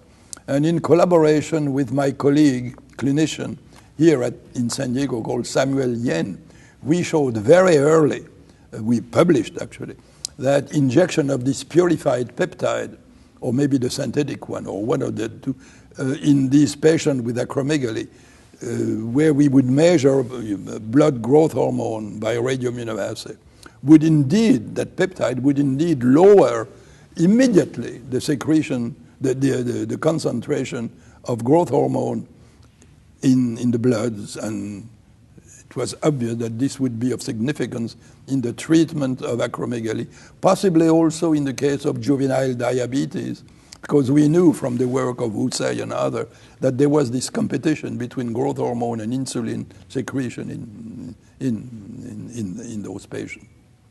So we published that. And as I said, it attracted a great deal of attention. And as you know, nowadays, derivatives of somatostatin, simpler analogs of somatostatin, slower, fewer amino acids than the 14, are part of the treatment, the classic treatment of acromegaly, also of other types of pituitary tumors, by the way, particularly those secreting prolactin, which not all of them, but most of them are sensitive to somatostatin, along with dopamine, and it's turning into a very complex and very interesting sort of thing. Still going on with new molecules being synthesized both in industry and in academia for the treatment of these patients. But then, actually, as part of my philosophy over the years, whatever we had in the laboratory, I always agreed to share with anybody, and free of charge. After all, we were working on public monies. And the only thing I would request would be the courtesy of letting me know what kind of results they would get out of it. And we did not claim anything else, nothing on publication and so on. And one day we got a request for this new somatostatin peptide from somebody whom I had actually never met, at least I don't think so, called Charlie Gale, who was a young physiologist in Seattle and the University of Washington in Seattle. And they were working with baboons on the secretion of growth hormone in their baboons and so on. So they wanted to get some of that somatostatin. We sent him a few 100 milligrams of the somatostatin.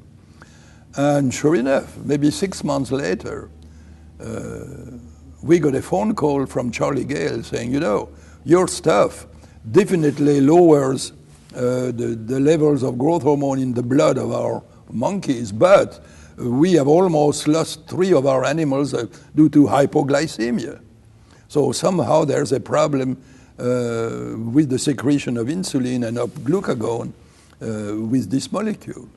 We had never seen anything like this in the rat. We repeated, and in the rat we never saw any effects on the blood level of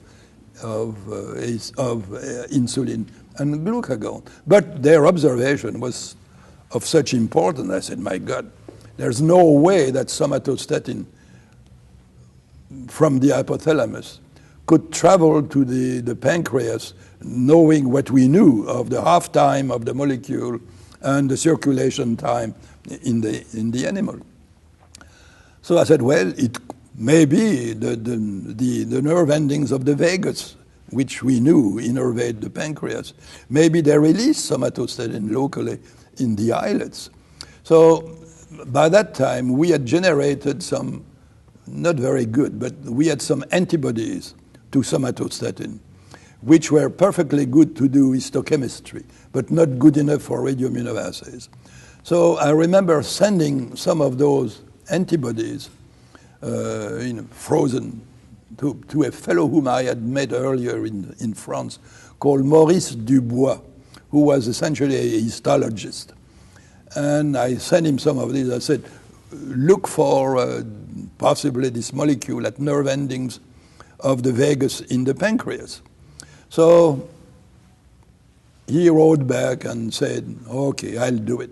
He was not particularly enthusiastic, but the professor had asked him to do that, so he would do it. And sure enough, maybe a few weeks later, he called me on the phone from France to the laboratory here in San Diego, saying, I want you to know, your somatostatin is all over the pancreas, not by the nerve ending, but it's in the special cells which we have called delta cells for all the years. And nobody knew what those delta cells were actually synthesizing. The beta cells make insulin, the alpha cells make glucagon, but now those delta cells, we know, make somatostatin, and that explains the effect that have been seen on the secretion of both glucagon and insulin. Okay, so we published those results, which were so unexpected. Unknown to me, Ralph Luft in Stockholm and Thomas Högfeldt had made the same observation on their own with antibodies of their own, and they also published independently from us this observation of somatostatin secreting cells in the pancreas, which was also confirmed later by Lelio Orci in Geneva and so on. So this was really a totally unexpected discovery. And this attracted a great deal of attention. And the clinical application of this observation I mentioned earlier are such that there is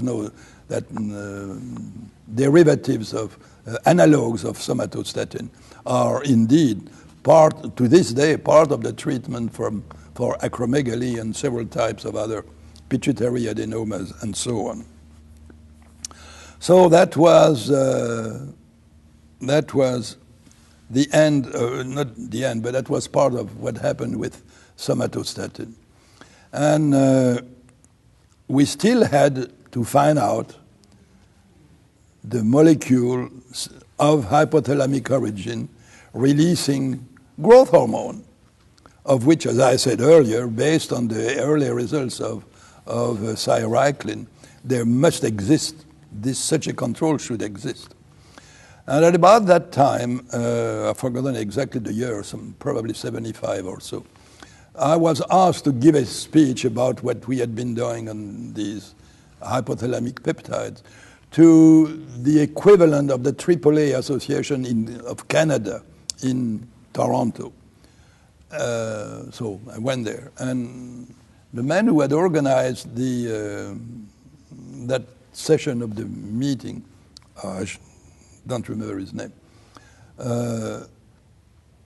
asked me on that occasion what did I think of this paper, which had just appeared a couple of days earlier from the laboratory of Kosterlitz in Scotland, in Aberdeen, Scotland, about the characterization of molecules which were ligand of opiate receptors in the brain, including the human brain, which they had called enkephalins. They were small peptides, but they didn't have a sequence. And I said, my God, here's the clue. I knew perfectly well as a physician that injection of morphine in humans, in patients, stimulates secretion of growth hormone. And it does so also in laboratory animals. It was well known. I said, well, we now know that there are opiate receptors in the brain. These fellows are now finding ligands which are peptides. Here's the answer. But they had no structure. They didn't. It was obvious when I read the whole thing that they really were not equipped to do that. So I decided, when I came back from that meeting, immediately to look into that. But I had to have a bioassay for those unknown opiate-like peptides or molecules. And in going over the literature, it was obvious that they were a couple of bioassays, which I had never heard of, like the gastrocnemius muscle or some strange thing which I'd never even heard of. But there was a group in San Francisco who had been looking for those endogenous opiate potential molecules. They were using one of these bioassays. So here again, the name escapes me. It's embarrassing. I wrote to the chairman of that laboratory, and I told him that I really needed to learn those bioassays if I wanted to proceed with isolating of these molecules. Would he agree to teach me how to do this bioassay? And he immediately wrote back and said, of course, we'll be glad to. Knowing, by the way, that I would immediately become a competitor for what they were doing. They were generous. So I went to San Francisco, learned the bioassay from these colleagues, came back, set it up in 24 hours. And that was the easiest thing I ever did. In less than 2 weeks, 1 month, I had isolated from our extracts of both the hypothalamus and posterior pituitary, of which we still had large quantities, 3 molecules based on their separation on simple chromatography that had opiate-like activity. And it was obvious very early that the molecules I was dealing with were much larger than those that these people in Scotland had reported. They had said that there were 5 amino acids in their molecule, whereas in my case, one of those had 13 residues, another 14, and the other was actually 30-odd residues, 31 residues. So we said, well, we better get into the structure of all of that. And we were now very well equipped in the lab based on our years with the earlier peptides, including somatostatin. So we started sequencing the smallest of these molecules, which was 13 residues. And the day after Christmas of that year, which was, I think, 75 again, we got a note, we got our copy of Nature, in which the group of Kosterlitz, in collaboration with two other chemists, again, the name escaped me, they had recognized, they had established the sequence of their 5 residues, opiate-like peptides, which they call enkephalines. And as we were starting to get the sequence of our 13 residue molecule, I had decided to call these molecules endorphins. I did not coin the name. It was coined by somebody else from New York University. Again, the name escaped me. But, and to our absolute amazement, the first 5 residues from the N-terminal of our peptide of 13 residue was identical to the sequence of this leucine and kephaline that the group of Kosterlitz had just published a few days earlier. And we proceeded to get the structure of that residue, that 13 residue endorphin, and it included the whole 5 enkephalin plus 8 more residues. The next one, called gamma endorphin, had 1 more residue, 14 residues. Well, and then we started to go after the longer peptide, which had these 31 residues. And I had been asked to deliver the Harvey lecture at Rockefeller University that day, sometime in the middle of January. And I went there and showed in that lecture the results which we had obtained just a few days earlier with these new opiate derivatives of the brain. And that made, of course, a lot of noise and came back in the lab. So we are still in the process of sequencing the 31 residue, which should be called gamma endorphin, since it was alpha, beta. And then I got a phone call and a letter from C.H. Lee, the chemist of Herbert Evans at Berkeley, who had isolated ACTH, got the structure of ACTH, and he had also isolated another hormone, another molecule, which always made people uncomfortable because nobody could find any biological activity for it, except a minor lipotropic effect, and which he had called lipotropin, beta lipotropin. And since it became obvious gradually that our 31 residue was part of the structure of the molecule of C.H. Lee, he asked me and begged me to call this molecule beta endorphin rather than gamma, to make sure that it would show the parenthood with his beta lipotropin. I said, of course, yes. And by the way, it was so touching because C.H. Lee passed away maybe a year later than that. And there was a big thing, of course, at the University of California in San Francisco with the famous. And I was the only person outside of that group who was invited to be at the memorial, where I went, of course. And so that's how we established also the structure of beta endorphin, which is 1,000 times more potent than the enkephalins of Kosterlitz and company. So now we have those molecules. We actually synthesized with Nicolas Ling and Jean Ribier, we synthesized the full beta endorphin, and we tested for release of growth hormone. Injected in rats, and sure enough, it's potent as morphine was, extremely potent to stimulate secretion of growth hormone. We put it in vitro, directly on the pituitary, no effect.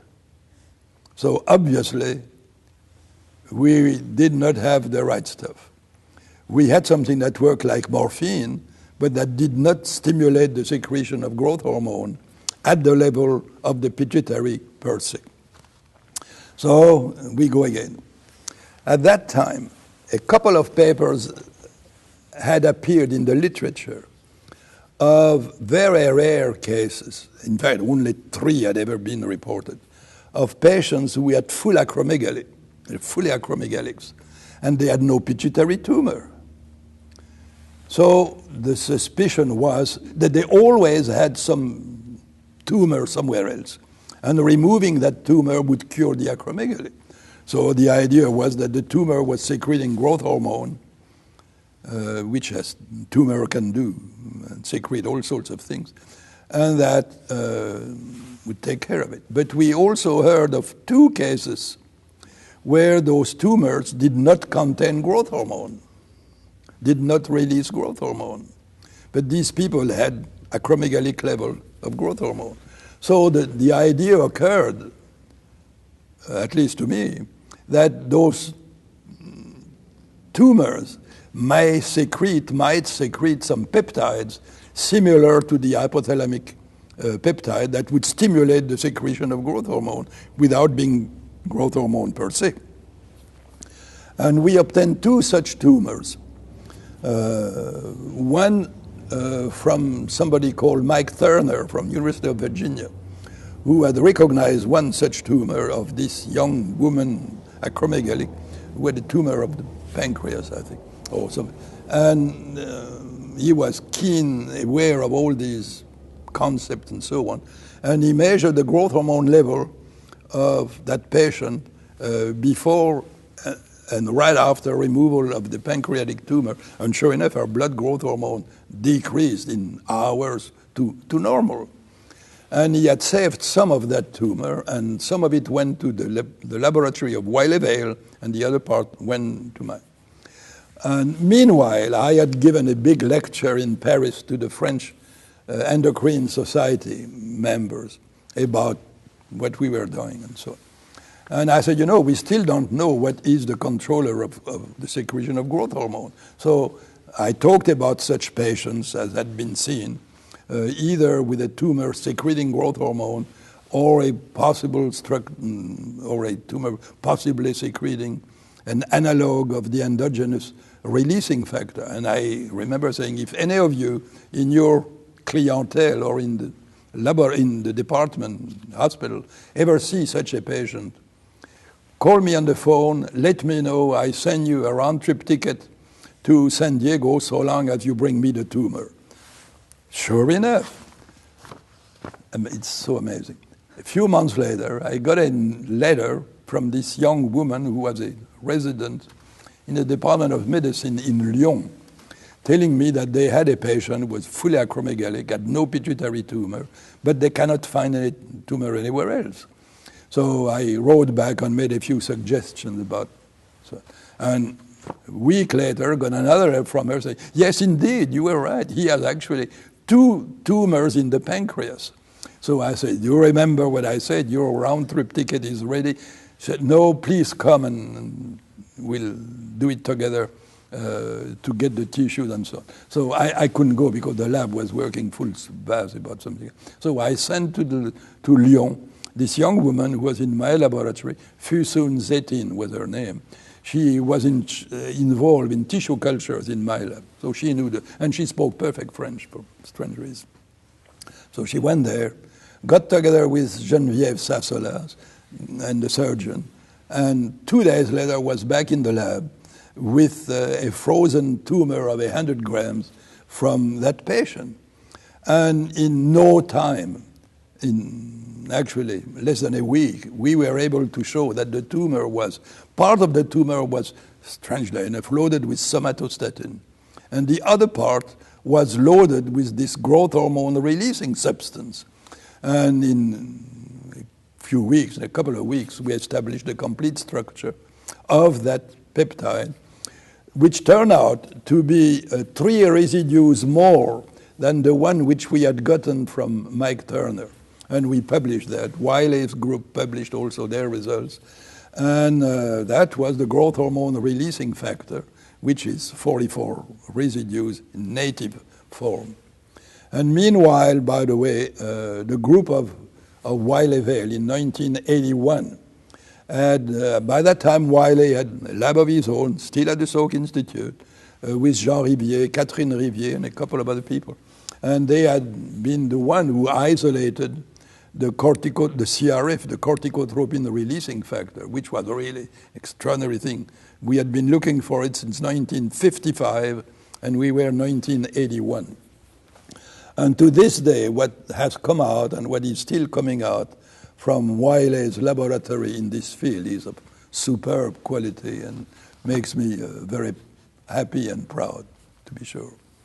So that's where we are. And 1975, after these endorphin studies, we started looking for some of these growth factors, which Bob Holley, who had just received a Nobel Prize a couple of years earlier, was now interested in those. But they were not at the Salk Institute. They did not have the facilities to sequence whatever they were isolating, so we started doing this work with them. And we went ahead and isolated several of the fibroblast growth factors. So as all of this was going on with these growth factors, and after the endorphin and a series of analogs synthesized and tested with Nicholas Ling, one good morning about 4 o'clock, the phone rang in the bedroom. And at 4 o'clock in the morning, being woke up by the phone is not my favorite way. So I got up and rather gruffly picked up the phone. And at the other end of the line here, this is Professor Luft calling from the Nobel Committee. So I immediately became a little more congenial. And sure enough, that's when I was told that I had received the Nobel Prize of the year. That was 1977. And that I would share that Nobel Prize with Andrew Shalley, which sort of surprised me, and with Rosaline Yallo for all the work she and Sol Burton, who had just passed away the year before, had done on the establishing of all these radioimmunoassays, which were really a revolution in the practice of laboratory medicine in all sorts of ways. So that's the Nobel Prize thing going on. So I was a little uncomfortable, to be honest, to see that Shelley was also part of that, because I really wondered why and on what basis. There was no question that his laboratory with this Matsuo and Arimura from Japan had come up first with the right structure, a right molecular structure of the LRF, of the gonadotropin releasing factor. But anyway, so went to Stockholm for the Nobel Prize, and as you know, it's quite a show, and everything went very well. It was extremely pleasant, extremely congenial. And at the big ceremony,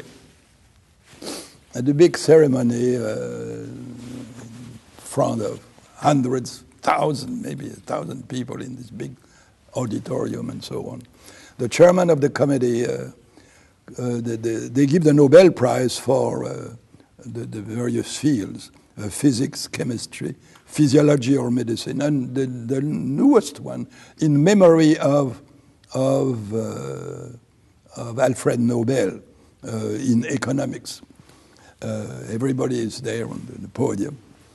And the chairman of the committee for physics, chemistry, physiology gets up, and the king is there, the queen, and so on. And the chairman calls your name, so you get up. And he reads the citation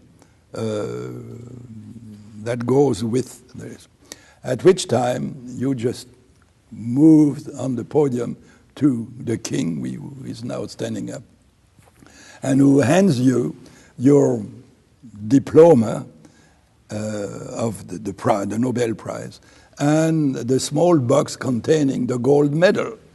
And you bow to the king, bow to the audience, and goes back, sit down. And the next call, this is alphabetical order, Shalley is called, same thing and so on, and then rose yellow.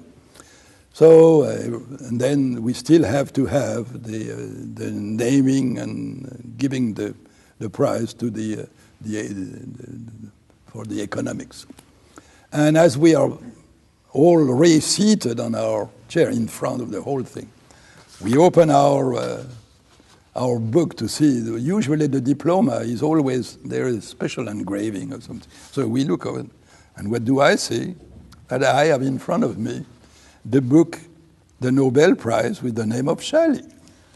So meanwhile, he opens his book and he sees that he has the Nobel Prize book in the name of Guillemin. So I still remember he sort of fidgeted and said, what do we do? Well, I said, let's do nothing in front of everybody. We'll exchange those things. All of this from the corner of my mouth. We'll exchange those things after the end of the ceremony and so on. So which is what happened. So we went to this room to remove our thing and get our normal clothes back, and at that place, Shelley comes to me and it has this thing, and I said, okay, Shelley, I'm giving you your Nobel Prize, and you received mine. And he never said a word. So that was my conclusion of the episode, in toto, so to speak. Not quite, but good enough. And we went back to the Institute. Shelley went back to his place in New Orleans, which sadly enough was completely destroyed by the Katrina thing. And he moved, to my knowledge, he's now in New Orleans as a laboratory of his own. I don't know exactly what they do. And we went back to the Salk Institute, where we went on with the work on these growth factors. We also clarified once and for all something which had been hanging for 20 years in the clinical and the research laboratory literature regarding the possibility of the existence of a molecule called inhibin, which was postulated as an inhibitor of the triggering of puberty in both boys and girls. And we started looking for such a molecule, and in no time, again, because we were so well equipped in terms of the methodology in the lab, we isolated a series of very complex molecules which were indeed accounting for all the activity of the inhibin. And it was Nicholas Ling who recognized that these were heteromeric molecules. And then, and I don't remember exactly how it started, it became obvious to us that some of these fragments of the full molecule also existed isolated, and they could recombine to make molecules which had the opposite biological activity, in other words, stimulating the secretion of LH and FSH, which I called activins, against the concept of inhibins. And this has been confirmed many times ever since by all sorts of groups. So all of this brings me to a retirement age. And we closed the lab at the Salk Institute. And I was asked by a very wonderful colleague from Scripps, the Scripps system, to come with parts of the lab to this Whittier Institute for Diabetes and Endocrinology, just across the street practically from the Salk Institute, which we did for a few years. In fact, I was involved with, I even was on the board of that group for a few years. But because of structure, the financial thing with Scripps thing did not subsist. But I was then asked by the faculty of the Salk Institute to reintegrate into Salk, which I did. And I'm still over there with a laboratory of my own, with an office of my own, not a laboratory, an office of my own. I still have the same secretary. After 37 years, Bernice is still my secretary. And 3 years ago, I was asked by the board of trustees to take over the chairmanship of the presidency of the institute, because the then president, Richard Murphy, had resigned for various reasons. And while the board was still looking for a new president, they asked me to take over as president on an interim basis. So I signed for 6 months. It lasted about 2 years, but we now have at the institute a president who is a wonderful person, who is Bill Brody, who was the president of Johns Hopkins for 12 years. So this new life for the Salk Institute. And mine is advancing in age. I want to ask you something about the Endocrine Society. Oh, yes. Yes. What were the most compelling issues that you were involved with as president of the Endocrine Society? That's a very good question. Well, I was actually president-elect, and what was his name? Sidney Ingbar? Sid Ingbar was the president, and he and I were, of course, in the best of terms. We learned simultaneously, he and I, through different ground. In my case, because the news came to me from France, that it was obvious that there was a major problem of some contamination in the human growth hormone that was being distributed essentially by the NIH at that time for those children with panhypopituitarism or growth hormone deficiency, and they were being treated with injection of human growth hormone, and we're doing very well with that.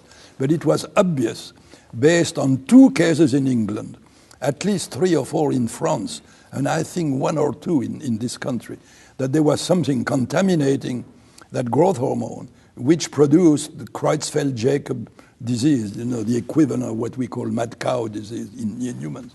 So I remember getting together with Sid Ingbar on the phone, and we said, we must advise the FDA, we must advise the NIH to stop delivering these preparations, because we don't want to see this Creutzfeldt-Jakob contamination to spread all over the place. And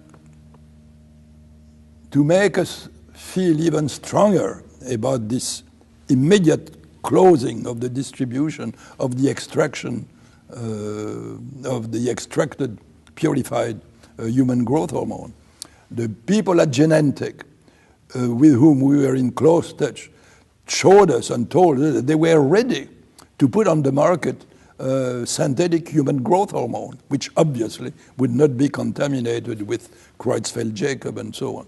So all of this combined, we, the Endocrine Society, became public and said, we don't want to distribute the growth hormone, to keep distributing the growth hormone which you are used to, but because of contamination problem with which we read on, which we didn't quite understand, by the way, at that time.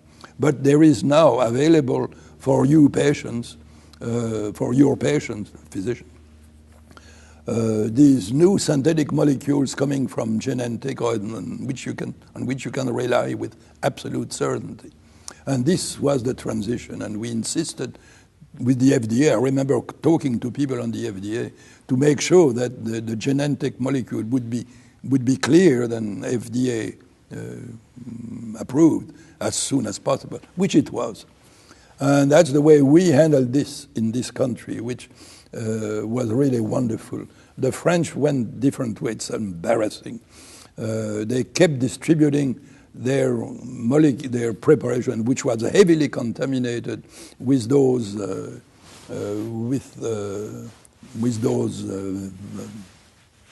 viruses called prions, and they really ran into a fair number of children who became infected with this Creutzfeldt-Jakob. But eventually they stopped that, of course, and came back to the proper way of actually, it's now all synthetically DNA produced kind of hormone. So that was one of the major things, in fact, the major thing that happened. And at the meeting of today, by the way, around the table of the breakfast of the old past president, 3 of us who had been involved with this at that time were still there, and we are able to talk about it, including Mel Grumberg, this leading pediatrician who had been involved with the early treatment with human growth hormone for all these children and teenagers. Thank you.